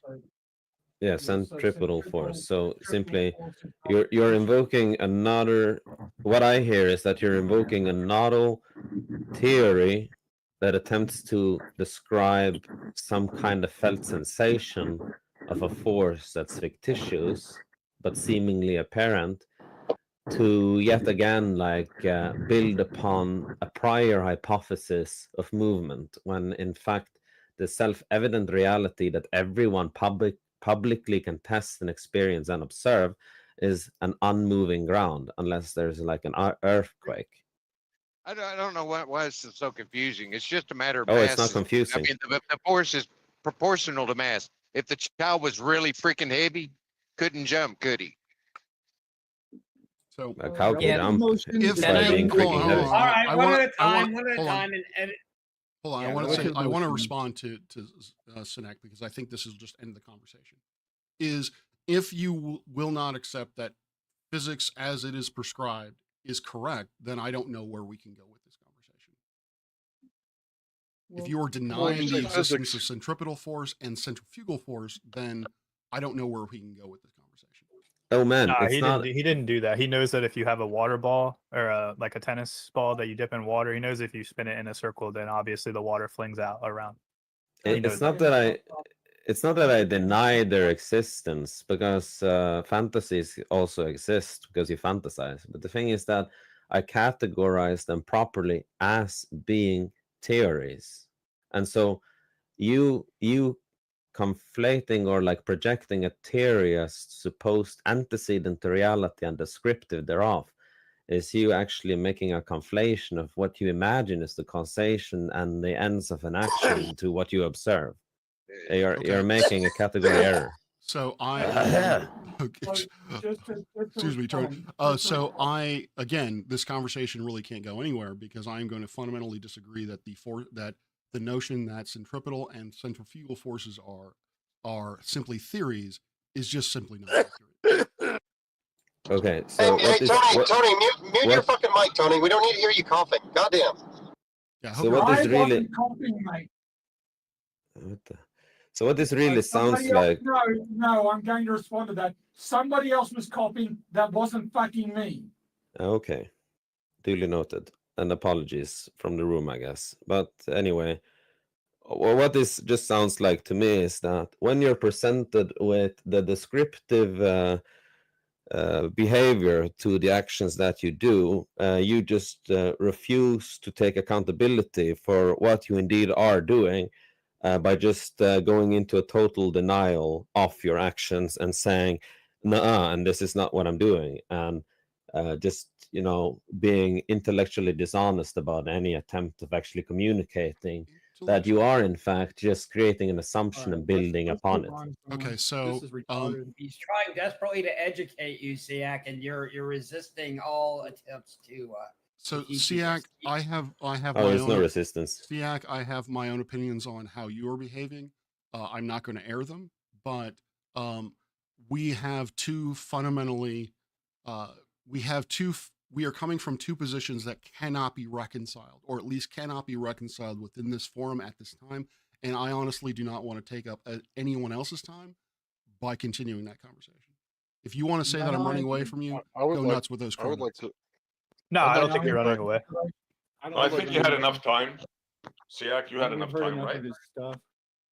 Yeah. Sorry, but yeah, I think I made my point and position quite clear, and I will summarize with this: upon invited of speaking to the actions that he's doing as a scientific investigation, he actually refuses to categorize his actions and resort to becoming a victim and just completely actually going into denial about what he is in fact doing when so presented with it. Can I come in? Okay, good man. Can I just make a quick comment? I was going to make a quick comment. I'm talking about centrifugal and centripetal forces, and I'm not sure what you're getting at, but we know you can calculate due to Earth's rotation. The centrifugal force is like 0.03 meters per second, which is like 0.3% of the force of gravity, something like that. So it's insignificant. There's nothing about the model that dictates we should fling off the Earth because it's rotating. Check out I Can Science That channel. He did an excellent explanation as to why we do not fly off the Earth, given the current rate at which it spins. Because With there's a not theory, enough buoyant correct? press. There's not enough buoyant force to press you up. That's why you fall down. Parks, as a point of clarification, I think you're giving his question way too much credit. I think his question does just boil down to the force of gravity is really, really strong on oceans. So it should be stronger than our puny human muscles. I think that. No, I understand his position. As I stated, we're coming at this from two positions that are completely they are not reconcilable. He is accusing me of being intellectually dishonest. He is misrepresenting my position, and there's nothing I can do to correct that. And there's no way that we can have a meaningful conversation with these two positions. And that's fair. Can I say something? No. I think there is a misunderstanding on the flat Earth side, understanding what gravitation is, because the same force holding a person and comparing it to the oceans is wrong. The force is between two masses, which means it can change and it's a different magnitude of the same force. which I find it kind of important to mention. Correct me if I'm wrong. Oh, 1 second. I'm responding to Tony in the chat. Yeah, What cause you're and saying, effect, what right? you're saying is correct. But one of the things that physics can do is we talk about mass within a certain volume. And so if you're going to talk about the oceans, we can talk about the entirety of the ocean in terms of its own mass. I mean, obviously the mathematics becomes far more complicated, but really what we're talking about is the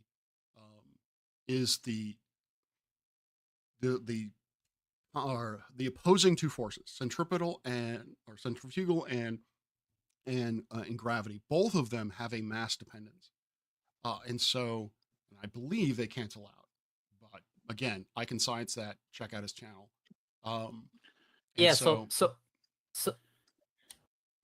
what I'm saying is, when someone looks at the meme and then tells you the same amount of force that is needed to hold the person and the oceans is the same, he clearly isn't speaking with you the same language, and maybe there is a need to talk about the formula and what it means.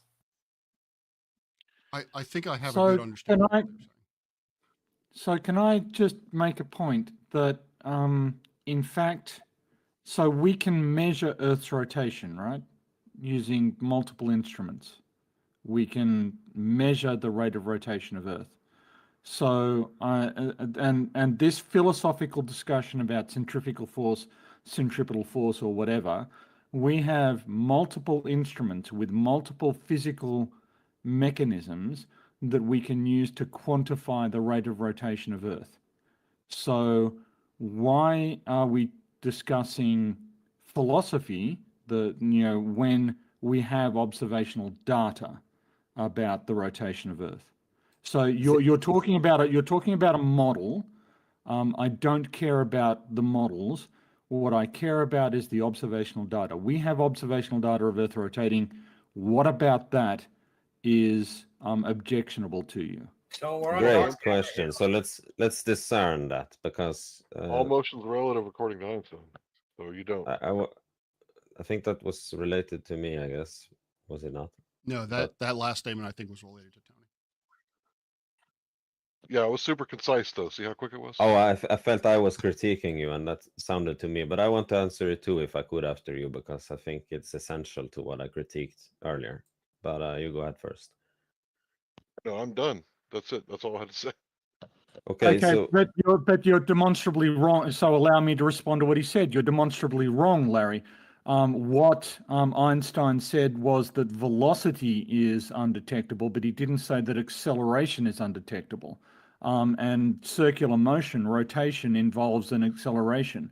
So even according to Einstein, we can detect acceleration, we can detect rotation. So that's just irrelevant. Wait, On so to we're you, Simon. accelerating throughout the year? Is that what you're saying? Like speeding up, Yes, slowing we're down? accelerating. We're accelerating throughout the year. Yes. That's funny. Gravity is a force of acceleration, and centripetal motion is a force of acceleration. Do you So- understand that? So one of the Under actually what needs to Einstein, be it's understood, pseudo what force. needs to be understood is that force is a vector. And so you can accelerate one of two ways. You can accelerate either by changing the direction or magnitude speed. of you can accelerate either by changing the magnitude of the force or its direction. So I can step on the pedal and I go from 55 miles an hour to 88 miles per hour. And before I go back and kill Hitler, I have accelerated. Or I can simply turn left at 55 miles an hour, and I have accelerated in both instances. well, ignoring your wish to kill Hitler aside, simply. Man, I think it's a good idea, but whatever. No, killing is never a good idea, and that's not because Fair. I'm a apologist of any All right, stupid I was conduct. trying to make a joke, but That's yes. relative. I mean, it kind of takes away your ethos. Wait, which are you is a that vegetarian? Let's move on. Is he a Yes, let's vegetarian? move Some on. more cosmology. Okay. Apologies, I was attempting to make a joke. It was a poor joke. I will but move on. killing is never something to joke with. I mean, okay, whatever. Let's move on. Separate So I was wanting to address what was earlier said.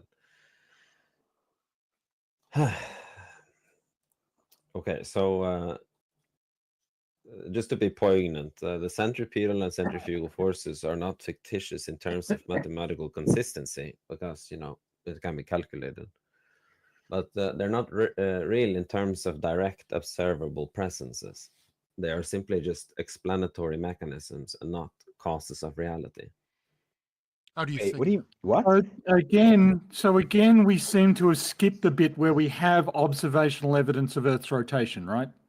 Like what? Yeah, this is what I wanted to get into. So earlier you say you have observations. That's great. So observations are obviously a foundation of knowledge.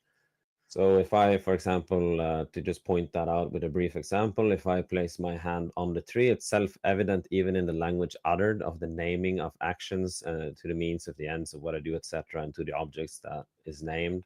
It's phrased, obviously, my hand is on the tree, so thus the reality is very so much so that it is on the tree, that is. So just with this logic, which is logical, the thing is what it is. Not necessarily laws of you logic, made a but just claim. consistency. No, you made a claim. We're talking about observations. Yes, exactly. So how far away does the observation got to be for it to be real? What? This No, is the that's thing. not at all what we're talking about. The dude said Yeah, if you put up-close your hand on the observation. tree, the reality is that your hand's on the tree. But that's a claim. We're not That's talking about the up-close. claim. We're talking about the observation. So, but I ask of your patience then to listen through what I'm attempting to put forth here, I don't because think I you can have that observation of placing your hand on the tree, and you are getting the self-evident fact thereof when you're doing the thing that you're doing, because simply it's in the word, right? You don't need to That's cut not in. why it's self-evident. It's self-evident because it's an observation. No, it's self-evident because it's clear what you're doing. No, when you put Evident a hand on the means tree, clear. it's self-evident is because that's the observation you're making. That's what you're saying you're doing. But that's different than a claim. Claims aren't self-evident. Okay, so can I get right. Yes, Got it. correct. That's exactly what I'm going into. But we're not talking so- about claims. We're talking about observations. Can you let me go Yes, back and but forth with we can you have let to- me go back and forth with Parks? But this is perfect. This is exactly what I was going into. So, yes, we have observations. That being my hand is on the tree.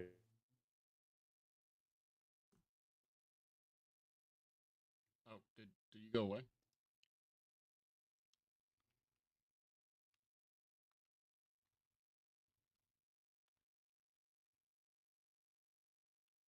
Did I go away?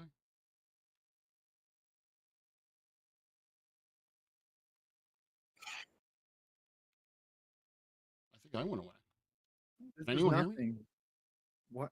This is Can it- nothing. Can anyone hear me? Yes, I can. We can I hear you, can Parks. you. I thought But I was these guys going have nuts. taken over. I thought I had gone crazy or deaf. Yeah, it's crazy. Yeah, completely ignore and stay ignorant to what I'm attempting to say, and To be fair, just you weren't saying create- something for the last like 2 minutes or a minute or so. This is here's the evidence of the complete ignorant. I legitimately think he's Steelman, Steelman, what I have said. Anyone, Does this have to do especially with you, the Professor. What you've said. No, let me respond. What you've said is that there is a fundamental distinction between an observation and the interpretation of that observation, because the interpretation of that observation requires intellectualization and hypothesization about the cause. But here's the counter argument to your to that point, is that if you claim the Earth is stationary and the observations are contradictory to that claim, then your hypothesis is unrelated to reality. It is inconsistent with what we observe. So if we observe something that is inconsistent with Earth being stationary, you are the one who has immediately transported himself into a delusional state of mind. You have chosen to ignore the observational evidence and instead immerse yourself completely in hypothesization, which is directly contradicted by the observations. And I'm sorry, Rob, I didn't realize that this was your show. So I'll go on mute and shut. No worries, Tony. No worries, Tony. I'm may just I going to ask have a to question? say. I'm just going to have to say, Sonic, that I'm going to have to bow to the superior intellect in this regard because I honestly have no idea what you're trying to say. What I'm May I? what I would ask, if you will allow me the question, what I would ask is what would be your interpretation of two people on a rope and they're holding onto the rope and they spin. One person is or basically is just rotating in place, and the other person is rotating around it. What is the force holding them in, holding that person basically together? Why doesn't the person that is moving around in the circle? Why doesn't that person fly off? Well, Because of rope. Gravity. In this case, it's the, actually the not. very people would say I go to the meta by saying this, but asking the question gives evidence that you don't know, and that's just a basic observation. And so simply what Tony just said is all true. Like that's really good what he just said. Like if you have Really an knows what he's talking observation. about. Yes. Yeah, he did there, but I think he mislabeled it in the end there, and I'll give address to why I claim that. So I agree with pretty much anything he said there before he did the mischaracterization. So simply, yes, of course, what we observe is first and foremost, what I would say at least, is reality. Like my hand is on the tree. So, if you observe, which is publicly available and testable and doesn't require an expert, that for a fact, yeah, the ground isn't moving, and that's actually the base position to interpret from. Zynak, you gotta be fast, man. Definitely, I gotta before, So you see, I mean, if we do observe that nothing is moving unless there's an earthquake or some other cause that makes the ground shake maliciously, or in some regard, because that requires a lot. He's just repeating himself. Then- Why do we keep letting him talk? It's crazy. He didn't say take longer. He said like speed it up. So that's it. So yeah, Zynak, we're gonna move. We're gonna keep moving. Maybe we can come back to you later. Yeah, I got a question. May I? Yeah. Is he the flat Earth Sanic? Maybe. That's a good one. Very possibly. Okay, who's on the floor? That is a good one. That's whiny. May I? Yes. Could Dr. Parks correlate the difference, the variation of a specific mass when weighed at different latitudes, varying by predictably and measurably by the cosine of latitude? And how that relates to not only a rotating shape around an axis, but a spherical shape. And maybe Professor Tony wants to take that, but I put it to the floor. Yeah. So what I would say is that again, you have two competing forces. You have and apologies if I'm confusing the two, but you have centrifugal force pushing outward because of the rotation of the Earth, and then you have gravity pushing inward. Now, that gravity is always going to point towards the center of mass of the Earth, which is, let's, for sake of argument, say the center of the Earth. Now, centrifugal force is going to point opposite of the perpendicular to the axis of rotation. So that is going to essentially be, let me think, be less. So you will actually feel, God, I hope I don't get this wrong. You will actually you will weigh less at the equator than you do at the pole. And that is, and if it's a sphere, or the shape of the Earth would dictate just how much or how much weight you would obtain as you move from the equator to the pole, which would provide substantial evidence that the Earth is in fact a sphere. When they went to Antarctica, did they weigh their gold watch? No idea. I didn't No, know they had a gold did watch. weigh, but they did weigh a specific mass at different latitudes. And the YouTuber of Critical Think, an engineer by profession, has a large body of measurements at various latitudes of a specific mass against a load cell scale. Now, somebody had asked me a long time ago, what could the average person do? What would be the simplest thing you could do? And I said exactly that. You get a scale and a specific mass, and not recalibrating by latitude as mandated to get accurate mass estimates of unknowns, but taking that specific scale to different latitudes, you get two things. You get the shape of the Earth and the motion of the Earth. Now, this is long standing, been done many times, and John Q. Citizen can do it with $100 scale. Larry, Maybe that requires a differentiation. Maybe that requires a differentiation by one of the professors as the difference between weight and mass. I don't know. Larry, So did you ask one- Parks that question just so you could nerd all over us? One of the other things you can do is actually do the same experiment, weighing a test mass, but on an east-west flight, on an eastward flight, as opposed to a westward flight, because their weights will be different, because the centrifugal force will be different. The Atmos effect, right? Yeah, exactly so. So that's another thing that you can do to demonstrate Earth's rotation. And has been done by citizen scientists. I think someone in the community. Yes, exactly. I got a quick question. Define the difference between centrifugal and centripetal. Centrifugal force is an emergent force because of a rotating that emerges because of a rotating body. Centripetal force is a force which pushes inward towards the center of a rotating object. Okay, I got a question for you, bro. So, like, centrifugal force is like a real force, but they call it a pseudo force or fictitious force. But gravity is also said to be a fictitious force. How is it that I can like demonstrate centrifugal force like openly, but it's fictitious? How is it the same that they're both fictitious? Because Okay, are we moving away from dark matter? I think we have moved away from dark matter, but Yes, Yeah, I think we have. that question was for you, brother. If you could tell me. Wait.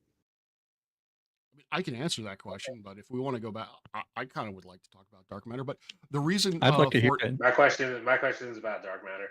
All right. Well, If just we real have quick. a dark matter question, let's do that, and then we can open up the floor.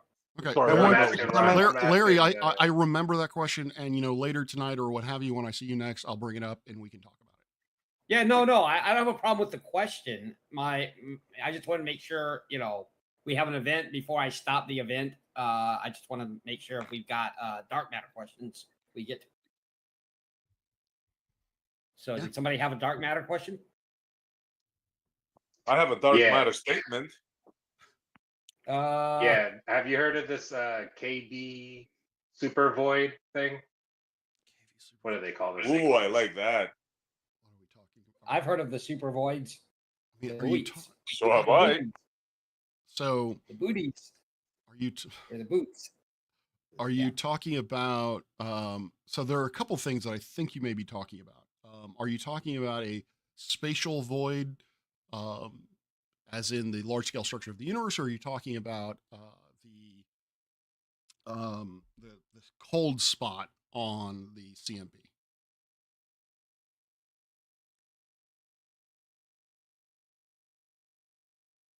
I'm talking about both. I just posted an article about it in the regular chat.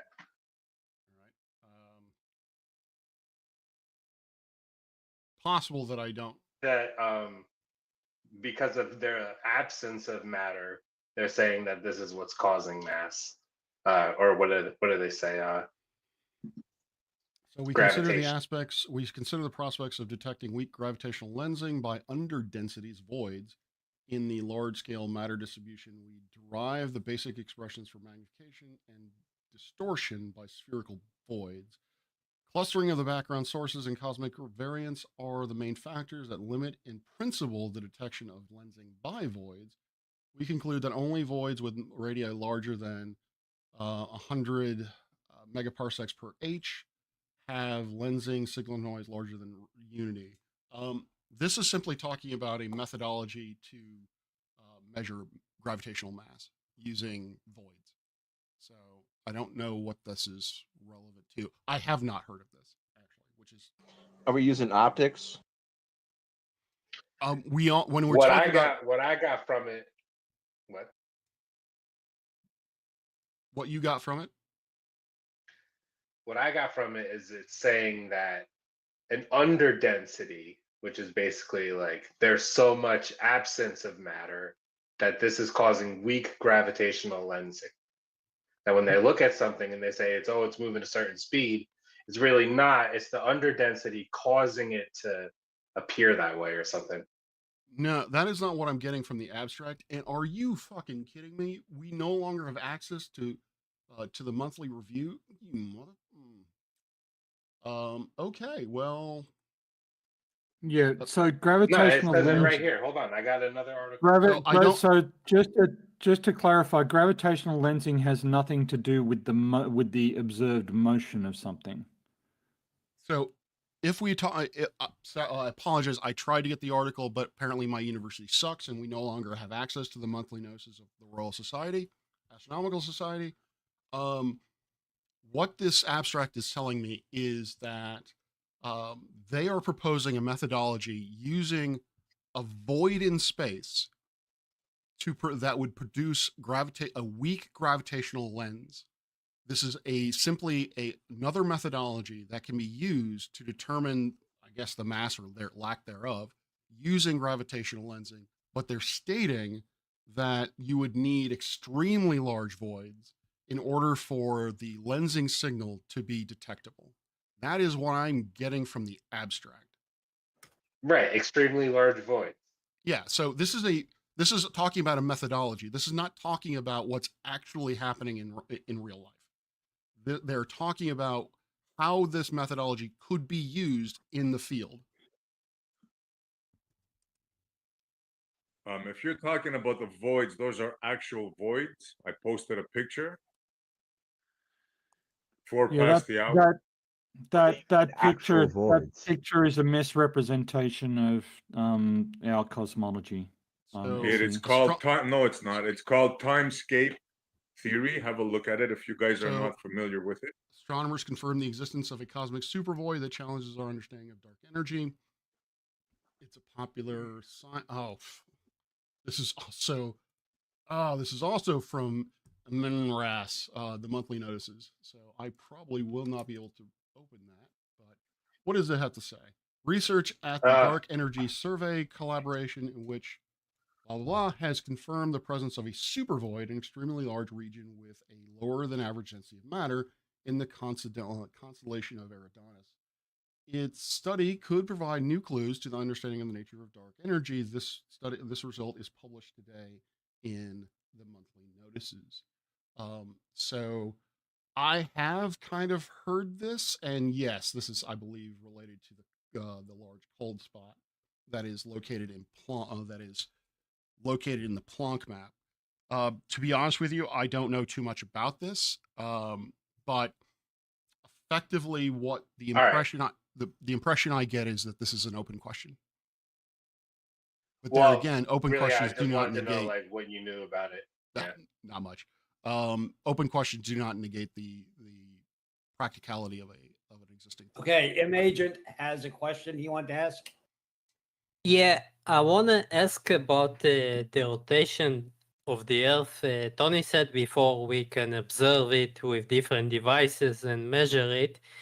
There is something that I'm not sure how do we measure it.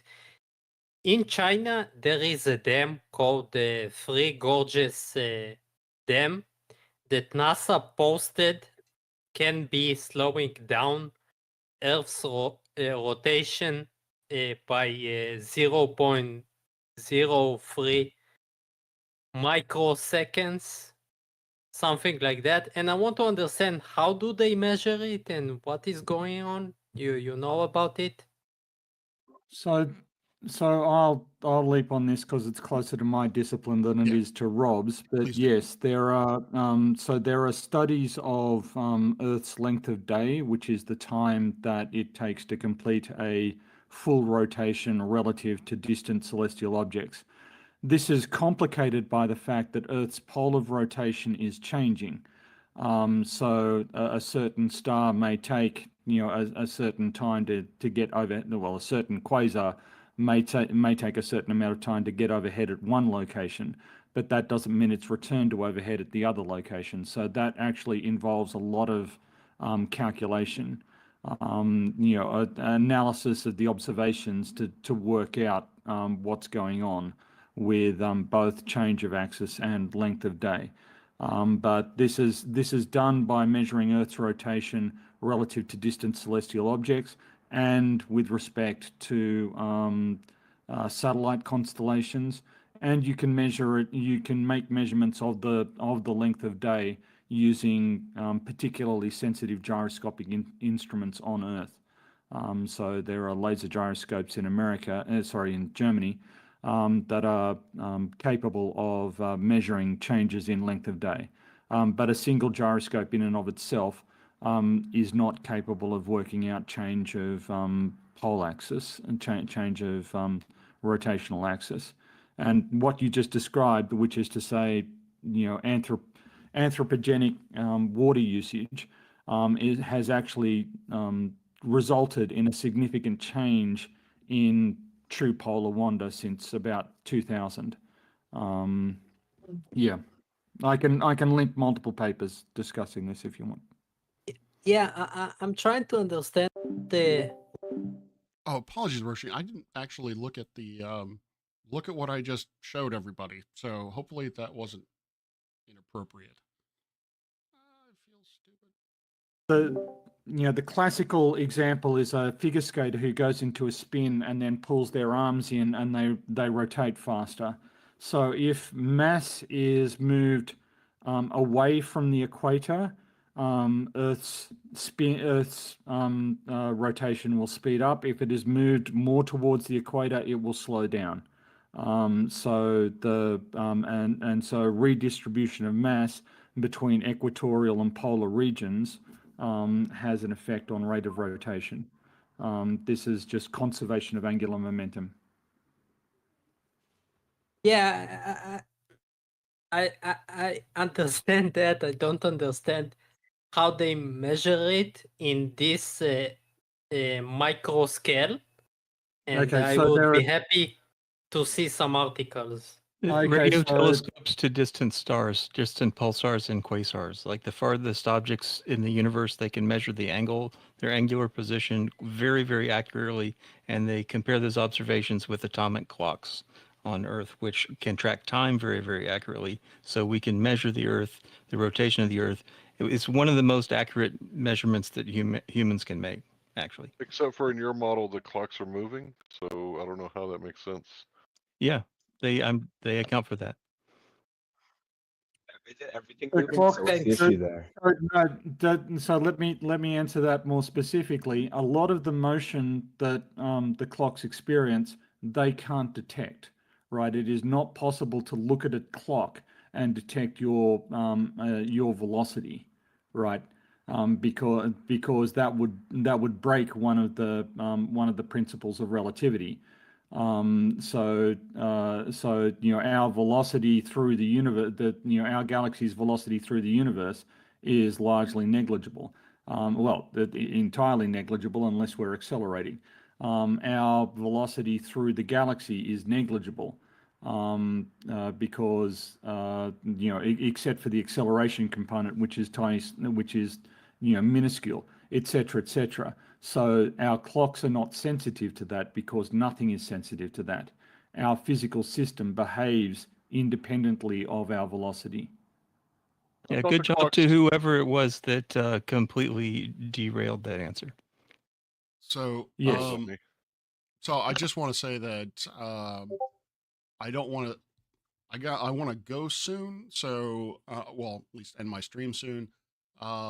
So are there any dark matter or even cosmological questions that I can answer before? I have a question. If you were a betting man, I don't know if you are or not, but Would you be willing to assign percentages on whether dark energy, dark matter will ultimately be explained in terms of, say, a new particle or other competing explanations? Like, do you have a favorite in this race? So I do have a favorite in this race. I am not a betting man because generally speaking, whatever my intention is going to be wrong. But all right, let me phrase it this way. What would I like to see?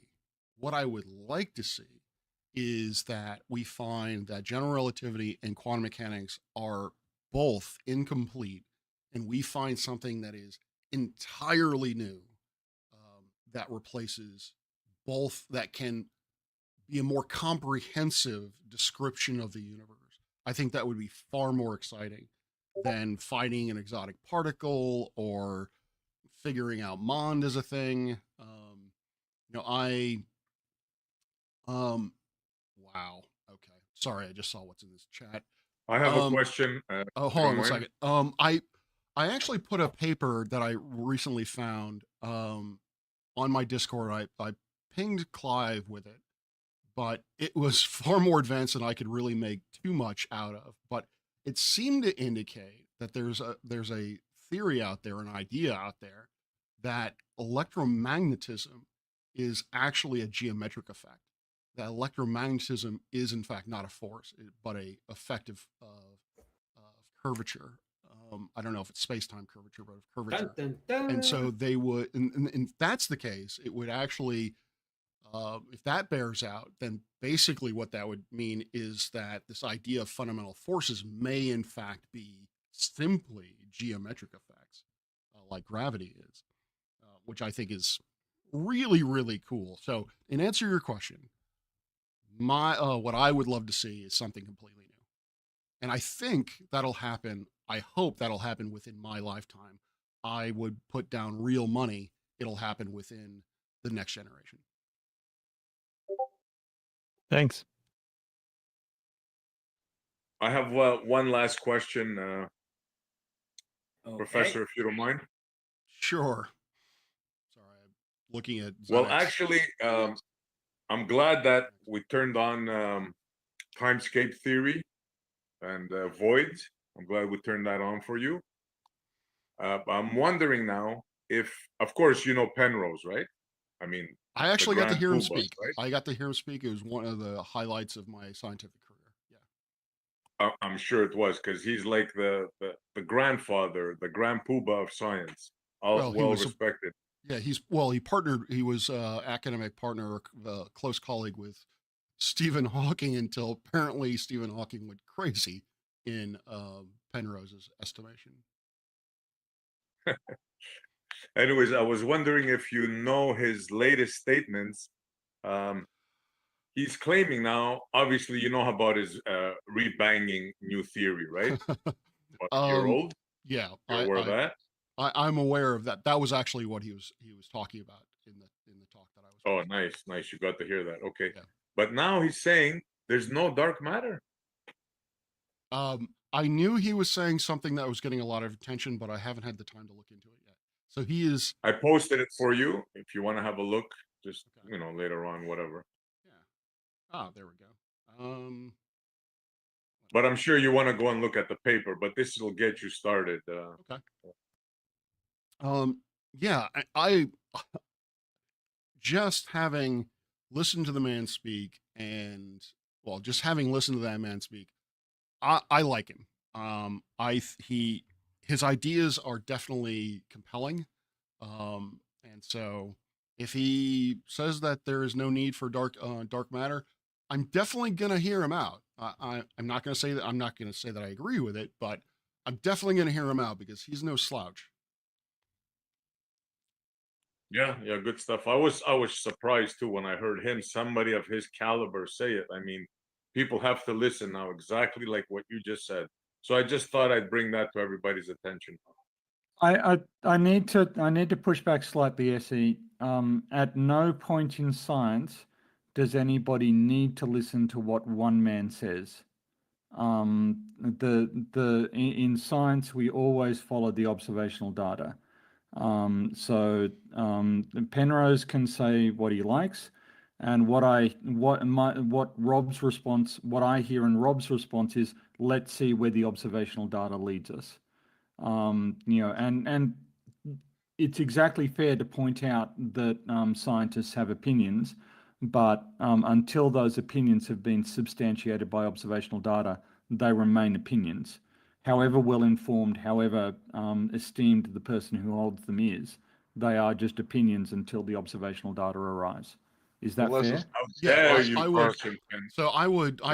Yes, that is definitively my point of view. Is that, and this is the problem that I have with biblical flat earthers and young Earth creationists, is that their worldviews are, their scientific viewpoints are biased and are not solely data driven. When it comes to Penrose, the reason why, and I definitely agree, I hate this cult of personality that seems to be around where, one dude says something, so he is apparently the high priest of the heliocentric model. That's not how science works. It's never been how science works. And I even don't like calling it Einsteinian relativity to Clive's chagrin. I refer to it simply as GR because it is now evolved to a point where it is far larger than what Einstein had originally formulated. Now, in terms of Penrose specifically, and why I say that I will definitely hear him out, is that Penrose is not a science communicator. If I'm not wrong, Penrose is still doing theoretical work. So if he has developed a theory, a mathematical theory that states that dark matter is no longer needed, I'm definitely going to hear him out.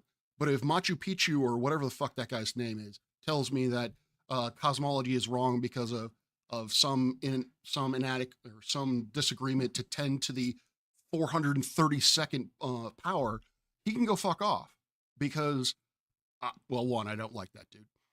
But it means nothing to me because he's not doing science. He's not data driven.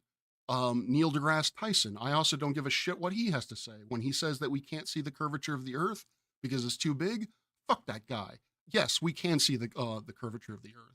Sorry, I'm getting a little heated, but it just drives me nuts when I hear over and over again this dude said this. Unless they are doing active research in that area, I could give a shit. So Penrose, I'm thinking he's actually doing it. So that's why I would care. So that's my whole point exactly. He's of such stature that no matter what he says, he will be listened to. Well, it's by not everybody. that he's of stature. Yes, I mean, that's he is of exactly what I stature, just but said. from my understanding, he is actively, again, I could be very wrong, but I think he is still active in the field of study that he's talking about, whereas the other science communicators are not. Well, Professor Parks, you did explain that that is a possibility for one of the answers of dark matter, right? There is no dark matter, and our understanding of gravity is incomplete. Yes, that is one possibility. Like a car with no motor in it. I mean, I don't know. Again, unlike the view of certain folks apparently in this chat, I am attempting to be as intellectually honest as I can be, and I am telling you what I see within the community. There are folks in the community that are advocating that dark matter is not necessary. The WIMPs, neutrinos, all that are not necessary, and that simply a better prescription of, or better description of gravity will solve the quote missing mass problem. I'm not stating. I'm not stating which one is which, or which one I've already stated which one that I want to have happen, but I'm not stating which one is more likely at this point. I'm not trying to be remotely in an intellectual integrity, so I appreciate it. That will be my advantage. So, are we good here, guys? I got a quick question. So are there like scientists studying every single possible solution? Like probably, right? I guess that's a dumb question. There must be, right? Well, so if I may get off on another slight tangent, how many of you are familiar with Sabine Hassenfelder, particularly those I who am. believe the Earth is flat? Are you kidding? Everybody. Never heard of her. Never heard of her. Okay, so I actually did I a only stream know on. because of Dave. I've actually done a stream on this as well. So to answer your question, I believe the question was: are we looking at every possible avenue for a different idea of gravity? I honestly can't tell you that. I don't know because I don't know what those possibilities would be. I can tell you that a number of possibilities are being investigated. However, when it comes to Sabine, she does have a kernel of a point, which is what makes her fucking aggravating, is that really in order to gain traction with any sort of research, unless you have someone like Einstein, unless you have a super genius like Wile E. Coyote, then you are then it's going to need funding. You're going to need to have money in order for research to progress. You need it to hire grad or to basically bring on grad students to help you with the ideas. Postdocs will also help. If you are into that sort of thing, supercomputers require money, so you need funding. And at the moment, the community thinks that dark matter and specifically WIMPs are the sexiest idea. And so they are getting the lion's share of the funding in terms of grants and so forth. Now, Sabine will turn around and basically say that they are only in it for the money and that high energy physics is basically latched onto this idea because that's where the money is. I strongly object to that notion. To basically characterize the entire field of high energy physics as effectively money seeking frauds is a bit hard for me to take. But she does have the kernel of a point that unfortunately you need money in order to really develop an idea. And unfortunately, the alternative ideas of gravity are not getting the funding that I think they deserve. So To to sort of answer the question sort of a bit more forcefully, I would say absolutely not. Not every alternative, not every possible theory is being investigated, and that's actually reasonable, right? You know, there are theories that we as humans probably haven't even happened upon yet, and so we can't investigate those because we just haven't. You know, there may be theories that are so absurd, like dark matter observations are due to unicorn farts. That's a theory. Nobody's going to be investigating it. So no, not all possible theories are being investigated. And by necessity, we focus our efforts where we think are most promising, and that involves some level of preconception, some level of bias over what is, and that's reasonable too. Hopefully, you know, the intent is that eventually, if we are biased, if we are systematically wrong, eventually science will recognize that and correct for it. That is the hope. But for that to happen, we need science to progress without outside interference, and without sort of pressure, you know, distortive pressure that sort of encourages blinkered focus on particular hypotheses over other credible alternatives. Sorry, Rob. No, and I will rephrase. In when I said that, you know, all theories should be. If I said all theories should be investigated or what have you, it is with the understanding that the theory is grounded in accepted physics. So obviously, saying that it's unicorn farts is definitely out. Claiming or going with what Larry, if I'm getting, is this idea that it's an electromagnetic phenomenon, that gravity is actually can be replaced by electromagnetics. There are, according to Witsit, Witsit has sent me a couple. There are a few people out there who are positing some kind of electromagnetic replacement for gravity, but it doesn't really fit, or at least the consensus of people in that field don't seem to think that it fits. And so therefore they're not putting a whole bunch of oomph behind it. They're not really supporting that as a viable theory. but they're not Can I censoring respond these to people. that? Oh yeah, go ahead. I would argue that it's absolutely impossible for gravity to be electromagnetic because neutrons fall under gravity, and neutrons aren't deflected by electrical fields. Yeah, So I know, I no, get what you're the- saying, but the Yep. paper that I read seemed to go a little further than that. I mean, I Right. Okay. don't quite. It actually did seem credible. It was more than Okay. just replacing it with the electrostatic force.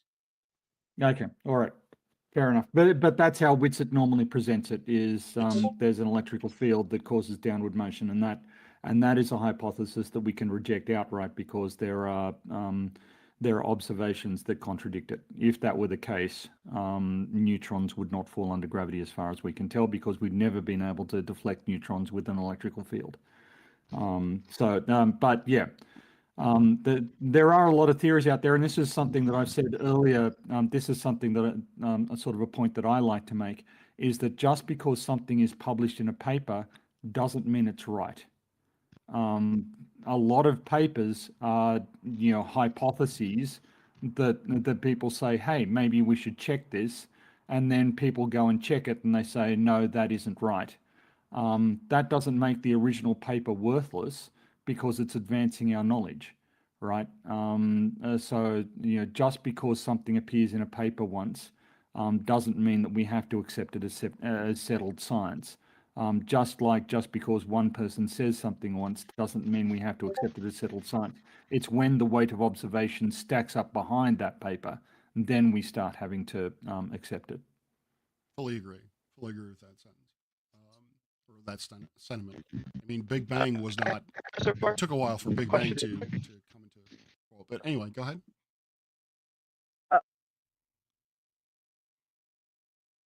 That microphone was trash. What do you think about Professor Krupa saying that it was observationally debunked when two galaxies collided, and that dark matter is debunked with a certainty of 5 sigma? Dude, your microphone's trash. So I would need to look into that particular circumstance. I would think that is a bold statement to make. If he is basing that off of a single observation, that is an exceedingly bold thing to say. Because there could be. Oh, and this is actually relevant for SE. So there was a lot of hay about young galaxies debunking the Big Bang, that there are galaxies out there that are too massive for the Big Bang to explain, so therefore the Big Bang is debunked. That is not the case. So you have a couple of different possibilities here. If with the whole two galaxies colliding business, with the young galaxies, that has basically been resolved in that those observations really aren't a problem for lambda CDM anymore. Mainly because a lot more observations have happened and a larger sample size. I really wish Taylor were here. A larger sample size of galaxies has been observed, and they are all consistent with the lambda CDM model. The other thing that I've heard but have not verified yet is that those initial observations, what they have found is that the JWST's photometric calibration was actually off, and that those galaxies now, and that with the recalibration, those galaxies now are much more within line of the model. Now, I want to cut this off at the knees. They did not, if this is true, they did not recalibrate their instruments to make them fit. If they recalibrated the instruments, it's because they noticed some independent effect that was affecting their observations. So I really do not want to hear that I am saying that we have somehow retconned our observations to match reality, because if I hear that, we's gonna have words. So, but anyway, to your point, just having one instance where the observations don't seem to match the current theory, I don't think anyone can say that debunks a theory. As PhD Tony eloquently pointed out, you need an abundance of evidence in support of that. So because we may not know, there may be mitigating factors that we don't fully understand at this point. It may be that the methodology or the measurements were off in some way. But in fairness, I will look up what that paper states. The Krupa, as I think you would say. I will look up what that paper is, and I'll read it, and I will give you my honest assessment of it. There's a lot more where that came from. That Krupa paper is old. Okay. I suggest you guys do some digging here. I just showed you another one, another observation there. There is a lot of stuff coming out, Professor. Maybe you've been busy, you haven't been looking, but there's a lot of discrepancies. We can do like an hour, me and you, if you want, and we can go back and forth on this. I kid you not. We I'd can like waste that. a whole hour on it. Sure, if you'd like to, if you want to give me, if you want to DM me or what have you, your top 10 current problems with the Lambda CMD model, I would be happy to look over them, and we can schedule a one-on-one on that. I would be more than willing to do that. I will say, Yeah, we just don't in, have to do. Yeah, I mean, I will say just in jest that what you posted has Neil deGrasse Tyson's face on it, so I immediately hate it. I know it triggers you, but forget. Just listen to the science, right? Doesn't matter who says it, right? Yeah. And as you said before, whenever I see a link like this, I'm immediately going to listen long enough to find the paper, and then I'm just going to go to that. I don't need to hear someone else's interpretation of the paper. Yeah, check out Penrose, and if you want to look at this, but definitely look at Penrose. He talks about what he thinks there are is how did he say it? A quanta. No, not a quanta.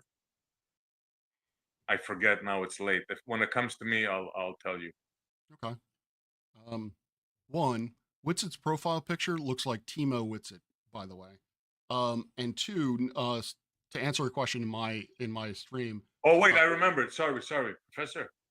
A Planck, the smallest Planck state mass, the smallest Planck mass. Yeah. He equates it to the mass of the eye of a flea. So that's what he thinks dark matter could be. Okay, I think actually that's too massive. But that's huge. Yeah. Yeah, that's actually a huge mass. But where was I going with this? I've completely forgotten where I was. So that would be baryonic matter, correct? That would be baryonic matter. You could, again, theoretically, from what I'm understanding, for example, if you're talking about supersymmetry, supersymmetry would require a mass that is higher than baryonic matter. That is more than baryonic matter. I don't know if it amounts to a flea, the size of or the mass of a flea's eye. But no, by definition, isn't that baryonic matter? Planck mass? It's an actual mass, right? It's an actual thing, right? I don't know. This is getting into the stretch of my Planck mass is simply someone else will have to. The smallest amount of mass. Yes, but that could also mean energy, because mass and energy are interchangeable effectively. Oh, right. I see what you're saying. Okay. So But he referred to it as mass. Yeah. Penrose, that is. Okay, Yeah. so science is telling me mass is the same as baryon. I don't know if he actually means that. I don't know what that. No, I don't know I my said not equal. Not equal. Not equal. Yeah. All right. Well, or baryonic, I should say, not baryonic. But no, I did want to say, science asked me a question in the chat, which is somewhat applicable. I think I was having this conversation with someone in this server sometime a couple days ago, is that we are finding that, and this is another open question as far as I'm aware, we are now finding observations where the rotation of galaxies seems to be preferential. So when you look at, actually, and I think I misspoke last time, when you look down, for example, at our solar system, everything is rotating in a counterclockwise direction. And if you look at the galaxy, everything is rotating in a counterclockwise direction. that's not so weird. What is weird is from the Lambda CDM, to my knowledge, there is no mechanism which would make for galactic rotations to be preferred. Meaning that if you were with that understanding, when we looked at all the galaxies, we would have expected that half would be rotating one way, half would be rotating the other way. But apparently that's not what the observations are telling us at this point. Which again, I haven't had the time to really look into, and as far as I know, I looked into that a little bit. It didn't seem like it had been widely replicated research. That's all I'll say. Apparently, I saw that Dr. Becky posted something. I hadn't watched it, but apparently she says the rotations are equally split. So I don't know. Maybe it isn't a problem. Then we have issues with black hole formation, massive black holes too early, massive galaxies too early. I mean, there's big problems, guys. Like, it's not a small thing. It's a huge problem. So I was mentioning that before. I don't know if you were here for it, but more because we now have a larger sample size of early galaxies, we're finding that that isn't so much of a problem. That most of the galaxies we're looking at fall within the predictions of Lambda CDM, and those galaxies, because they're of the predicted mass. They basically are of the mass. That's not true. That's not true. If they're huge, way back at where they find them at around 400 million, 500 million years, they didn't have enough time to develop to become that big. So I'm telling you that a recent paper has come out where they've done a sample size of around 40 some odd galaxies. I think it's 40 around some odd galaxies. And the masses of those galaxies, which are at that time scale, are within the predicted limits of Lambda CDM. So we're not seeing an additional number of these massive galaxies. The other thing I mentioned, and again, I kind of spoke forcefully on this, that this is not a retconning of anything. And I have only heard this secondhand, but a colleague of mine has told me that the JWST photometry was miscalibrated at the beginning.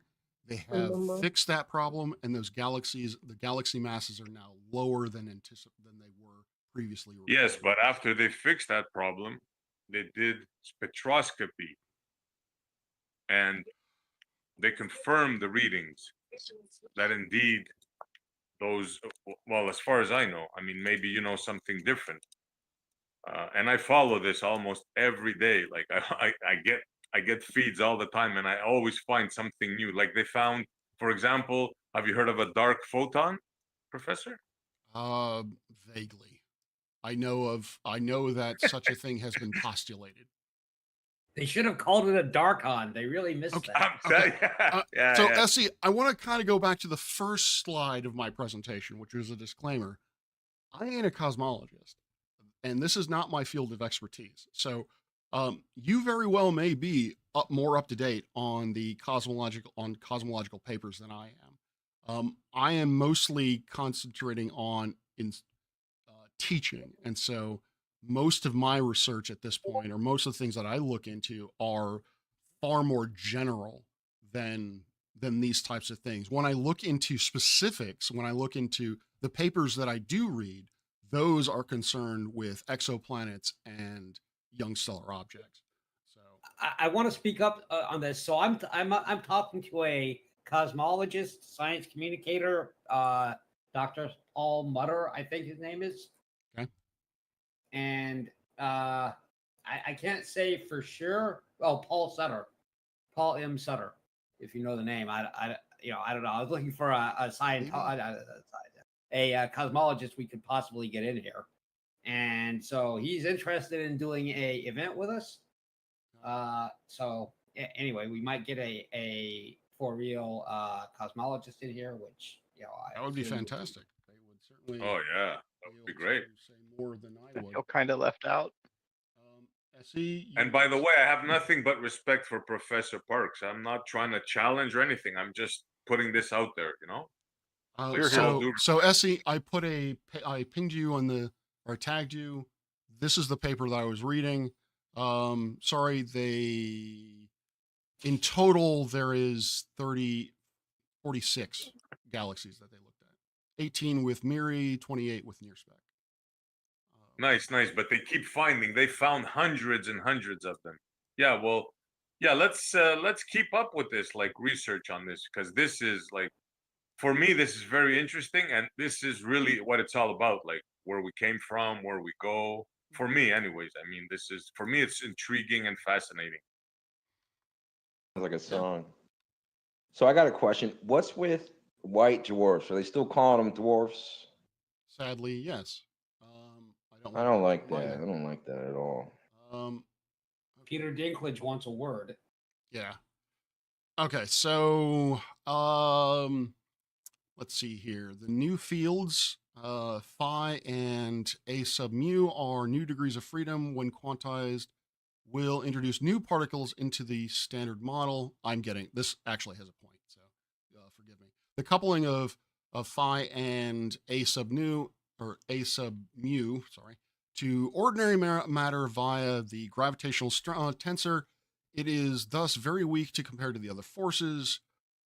Yada yada. It is thus not surprising that phi and a sub mu are candidates for dark matter like the axion, or a quote dark photon. I knew that from somewhere. So this book on dark matter that I have does discuss it, but I haven't looked into it too much at this point. So apparently dark photons are a thing. Have you guys heard about reverse gravity? Yeah. Yeah. Sign the petition, Darkons. Is I'll reverse let- gravity? Larry, I'll clipped let you. folks Go know. ahead, bro. I'll let folks know. So asking if you guys heard about reverse gravity. Nope. Is that like Oh, of reverse course. racism? It had to be in the early universe. Yeah, yeah. It's another I'm sorry, I don't want to use that word. That's another story they have. Reverse gravity. That's a thing, an actual thing in the model. Don't tell me you guys haven't heard of it. What do you mean by inverse gravity? Exactly what it sounds like. Yeah, everything is expanding away. Well, is that different from dark energy? You know, like the expansion, like during the after the Big Bang, right? That's when it happened, because after the matter coalesced, then everything had to expand away. Yeah, so they theorized about reverse gravity pushing things away like dark energy. But So the I dark just- energy is the sorry, go ahead. I was just going to say I've never heard it. I've never heard dark energy referred to as reverse gravity. So I was making sure that we were talking about the same thing. It acts the same way. I'm not saying that it's the same thing. Oh, okay. But it would push things away. That reverse gravity thing. If No, reverse gravity, Larry's right. There's an actual thing called reverse gravity. It's getting. Of course, we don't believe it. Right, Larry? We don't No, believe of course it. Right? not. No, no. Okay, let's get that out there. Yeah, yeah. Obviously, I didn't think you did. So when I type in reverse gravity in Google, the first thing I get is immersion therapy that has, I don't know what the hell this is about. It's a woman with a lamp over her head. Reverse gravity, D&D spell? They relabeling dark energy. Is that what's going on? That was No, my question. No. All right. No, it's a thing. So apparently, the majority of the hits that I'm getting when I type in reverse gravity is the lovely D&D spell. Or try repulsive. Repulsive, I think, is the term. Now that's just mean. That may lead to a sexual fetish result. Right. So be careful now. No, No this works. youngsters around. Repulsive gravity refers to the phenomenon where gravitational forces act in a repulsive manner rather than the typical attractive one. Gravitational waves can apparently lead to a repulsive gravitational force. Wasn't aware of that. Negative mass. Wasn't aware of that. Alternative theories of gravity. Okay. Theoretical definitions. Okay, so yes, I never heard of this. Is that AI telling you that? Can you tell by the format that it's Oh giving yeah, it to that you? is. It's definitely Bing's I hate Googling and getting AI results. Forgive Like me, I'm that. not good with names. Are you talking about me, Professor Parks, Works, even Rob, if you want to? Yeah, Rob. So I'm terrible with names, so I got the name wrong, but the whole reverse gravity thing, there's always a need for one of these little theories like this. Like dark gravity is another one. I'm just wondering, what is the need for these little minor theories that kind of pop up and nobody really, knows about them, and they just kind of fade out and fizzle away? So the reason for why these are put forward is, and again, Tony kind of touched on this, is that when we have these open questions that arise from missing matter or the acceleration due to the acceleration of the universe as observed from type 1a supernovae, obviously our current understanding of physics is incomplete, or our expectations, the predictions from those would not explain what we're seeing. And so therefore people just kind of start postulating, hey, maybe it's this, maybe it's that. And when there starts to become observational evidence to support any of those ideas, then more people will pick that subject up, look into it, and hopefully it will come. Something will come into fruition in terms of that. So, and by the way, That when makes I a lot of look into papers on repulsive gravity, all I get is dark energy. You were right. You made the connection where I didn't. So, so yeah, which is the cosmological constant anyway. Well, anyway, unless there are any other questions, I'm going to sign off. Yeah, about the fictitious force thing, if you don't mind. Oh, all right. Should I ask it again? Hynek really doesn't have much of a very high opinion of me, apparently. So fictitious emergent forces. So again, I'm open to being wrong on this, but so centrifugal force is an emergent force because you were shifting from is a non-inertial force. So you're basically looking at something that emerges from moving into a rotating reference frame. So, for example, we talk about a you have two children on a merry-go-round. They are moving they are spinning relative to the ground. We're going to call the ground the inertial reference frame. We're going to call the merry-go-round the rotating frame, as defined by the center point of the merry-go-round. If you have one child throw the ball towards the other child, what the two children are going to see is that the ball is going to shift over in one direction, and that direction is dictated by the overall rotation direction of the merry-go-round. Now, if the ball, and that requires an acceleration. The ball has moved its direction of motion has changed. Therefore, there needs to be an acceleration. Therefore, there needs to be a force to explain what that is. That force is the centrifugal force. It emerges because of the apparent motion of that object within that reference frame. However, if you're inertial, if you're on the ground, you see it as Newton would explain it. It basically goes straight. The ball just goes straight. But it's because of the motion of the two children that they think the ball has actually curved or arced in its motion, as the ball has actually accelerated. So that's centripetal or centrifugal force. That's the emergent force. For gravity, some people have referred to it as an emergent force. I think FTFE likes to refer to it as an emergent force. I don't like that description because gravity does not arise from a shift in reference frame. Gravity is, I like what other people have said, or are kind of the direction people are going, that there is no gravity per se in GR. There's gravitation in GR. I don't know. I'm still workshopping that. But effectively, for gravity in GR is due to the curvature of space-time, whereas gravity in in the standard model would be a force that is dictated by a gauge boson known as or carrier particle known as a graviton. So it's not. So it doesn't emerge in the same way that that Coriolis or centrifugal force emerges, because in GR you're not shifting reference frame. It has a physical definition.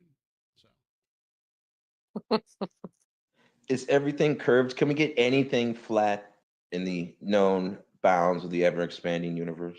Yes, your EEG is flat. The universe. Well, funny you should say that. According to the maps, it's all flat. The universe what you is call flat. your universe is all flat. Tell him, Professor. Yeah, the geometry of the universe is flat. Does that mean the that- universe can be infinite? Say it again, Professor. I don't think they heard you because they were speaking over you. when we look at the space-time curvature of the universe as a whole, it is flat. The Professor, observations. look into foliated. You guys heard that? Look into foliated field theory and tell me about it later after you check it out. All right. Type that in chat, please. Sure, give me a second. I'm not saying that it's right. I just wonder what It sounds like a spa treatment you get. I'll sit in the middle. Professor Park, Guess are you what? gonna What's up, have buddy? you been Come here many in. hours, or do you have Me some time and for Ari some We're interview watching questions? them all play pool. Yeah. And Somebody's watching somebody play pool. All right. I mean, I've got time. I'm streaming this on my channel. I've been streaming for about 3 hours or so. I kind of want to shut that down, but I'd be happy to come What's back up, man? in. So long Let's as find out who's hot micing. I've been waiting patiently for like an hour. Yeah. Or should I say impatiently? Actually, somebody's waiting Lion. patiently. All right, man. Lion, you're hot, Mike. You already knew, right? Yeah, I was picking her up. All right. Well, I'll be in line behind whoever wants to go right now and has been patiently waiting Yeah, at the starting line. I posted the Wikipedia. I'm not claiming this is true. It's just for whoever asked for it. If the question is related to dark matter, then I'll continue streaming. But if we're going to get into just general science topics, then I want to shut down my stream and then come back. Well, I do want to talk about the dark matter because that's kind of my thing. And it seems like the dark matter is more of a sociological thing because of the Kuhn cycle. If you know about Thomas Kuhn, if not, whatever. Yes. But I think that a lot of people kind of see gravity as the sacred cow. It's the breadwinner. And not only that, it gets everybody's attention. Whenever people say gravity, they automatically think, oh, yeah, fund that. You know, it's like, give that guy some money. So there's more to it than just that. There's also the fame, and there's a sunk cost bias, and there's, the anchor bias. There's bias on both sides. I'm not, throwing mud here. I'm trying to be honorable. But I think it's a sociological thing at this point. I think that people really don't know where to go. But in my opinion, it's an ad hoc continuum, and I think they just need to go to Mond and try to figure something else out and just be open-minded with Mond and let go. I agree that we as scientists need to be open-minded. However, I want to state that these other explanations are not just pie in the sky. There are legitimate reasons why WIMPs could exist. There are legitimate reasons why axions is a good description. It's just that there are problems with those explanations. So yeah, we do need to be open, but again, the openness to our consideration has to be grounded in something.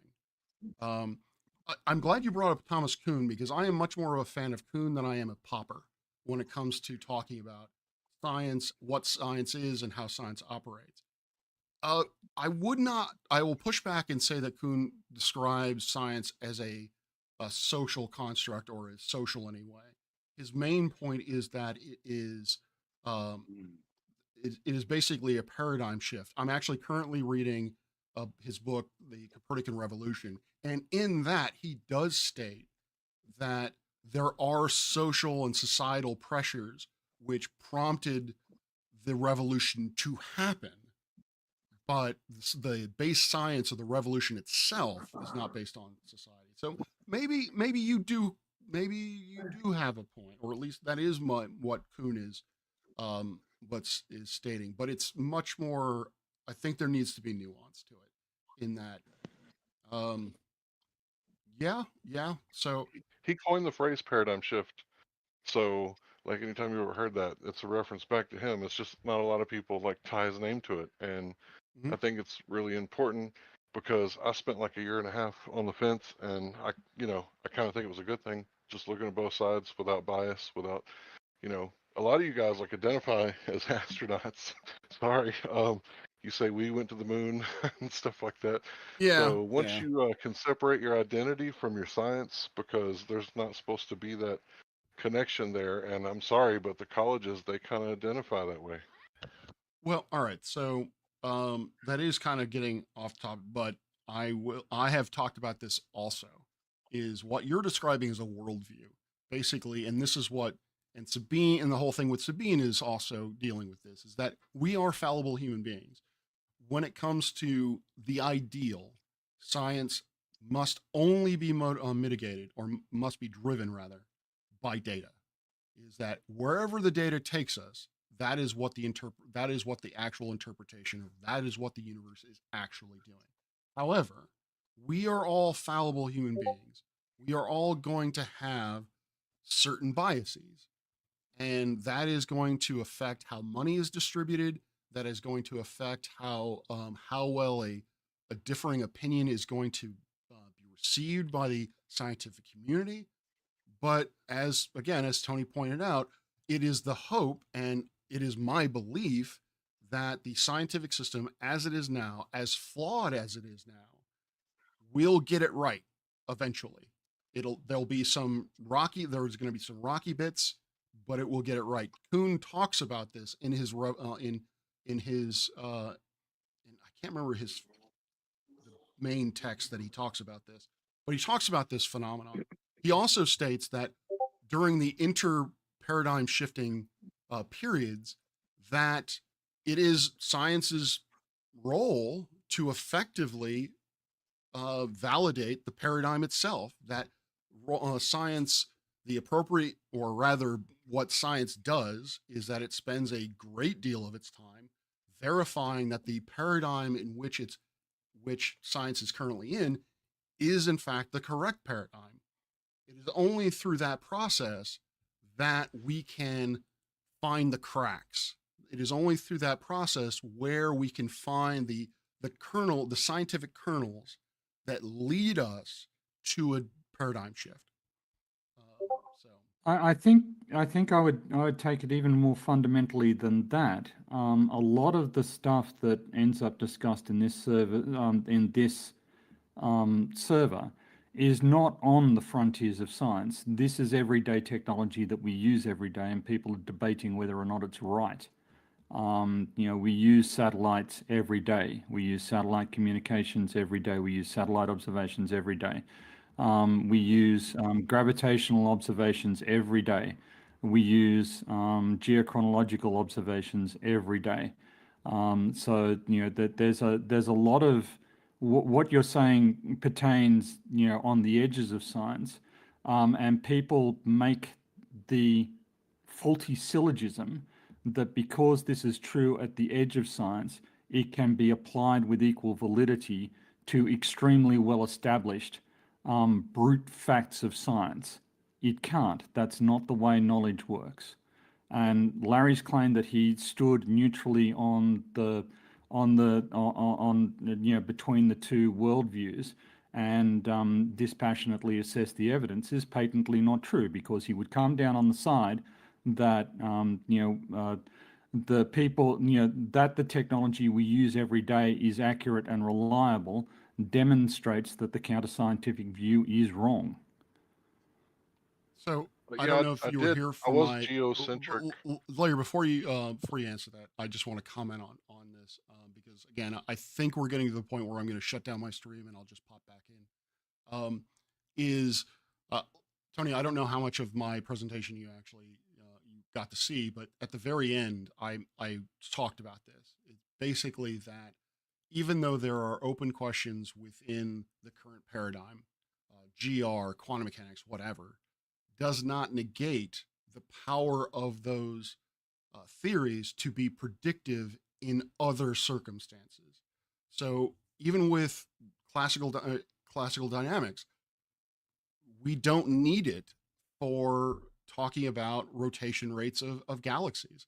It's perfectly fine to talk about rotation of galaxies classically, as far as we are aware. And so, we can use it for everyday things like building bridges, talking about what the shape of the Earth is, things of that nature. So I definitely don't want to put it across that we need to be so open that we ignore what questions we can answer and answer very well, given the paradigm that we currently use. All right, I'm gonna, like I said, I'm gonna duck out and I'm gonna close out my stream and I'll just hop back on. But it's been fun. Yeah. Thank you all. I really appreciate it. Seemed like a good conversation. I hope that people thought so. Thanks. It was. Okay. I think I'm out of there. Dun, dun, dun, dun, dun. I don't know who Zanuck is. Oh, I'm still here. I'm gonna finish off this stream, Coco, so you don't have to go anywhere. I'm just going to share my thoughts about that experience. Well, first off, apparently I have a new fan. Zanuck is now quoting me in. Oh, hi, Omnivore. Howdy. Zanuck is now. Sinek, I guess, is now quoting me, taking things. Where was one of the most recent ones? Oh, he edited it. Whatever. I don't even know what the hell he means by that, but yeah, I don't know Could this be addressed before your exit? Whatever my intention is gonna be wrong. I will have to actually address that when I get back in there. But apparently, he doesn't understand context because I said that in regards to gambling. No matter what my intention with a gambling outcome, it will be wrong. So if I just randomly bet against somebody, the other person will win. If I try to psych myself out by saying, I know that my initial guess is going to be wrong, so therefore I'm going to choose the other, I will also then be wrong. So, Zanuck, if you see this, that was the context of that. So, I don't know what crawled up this dude's ass and died, but, whatever. But overall, other than that dude, I thought that was a very respectful interaction. Definitely more respectful than most interactions that I've had. I don't know that I'm glad I got some interaction between folks. But I was hoping for more. I was really hoping Taylor would be in the audience because she seems to think that she knows how to do science better than, well, anybody. So yeah, it's a shame that I didn't really get to interact with her. Although on the counterpoint, I have told myself that I need to not ever interact with her because she is annoying as fuck. But anyway, yeah. So I'm going to close this out unless y'all have any questions for me. I will be. So I am been talking with a dude. By the name of Darnock. My name is Jeff. And I will be going live on his podcast on Monday at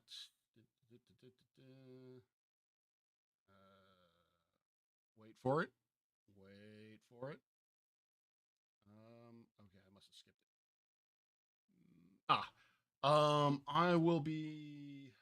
I will be going live on I will be doing this podcast on Monday at 4:30 p.m. Eastern US.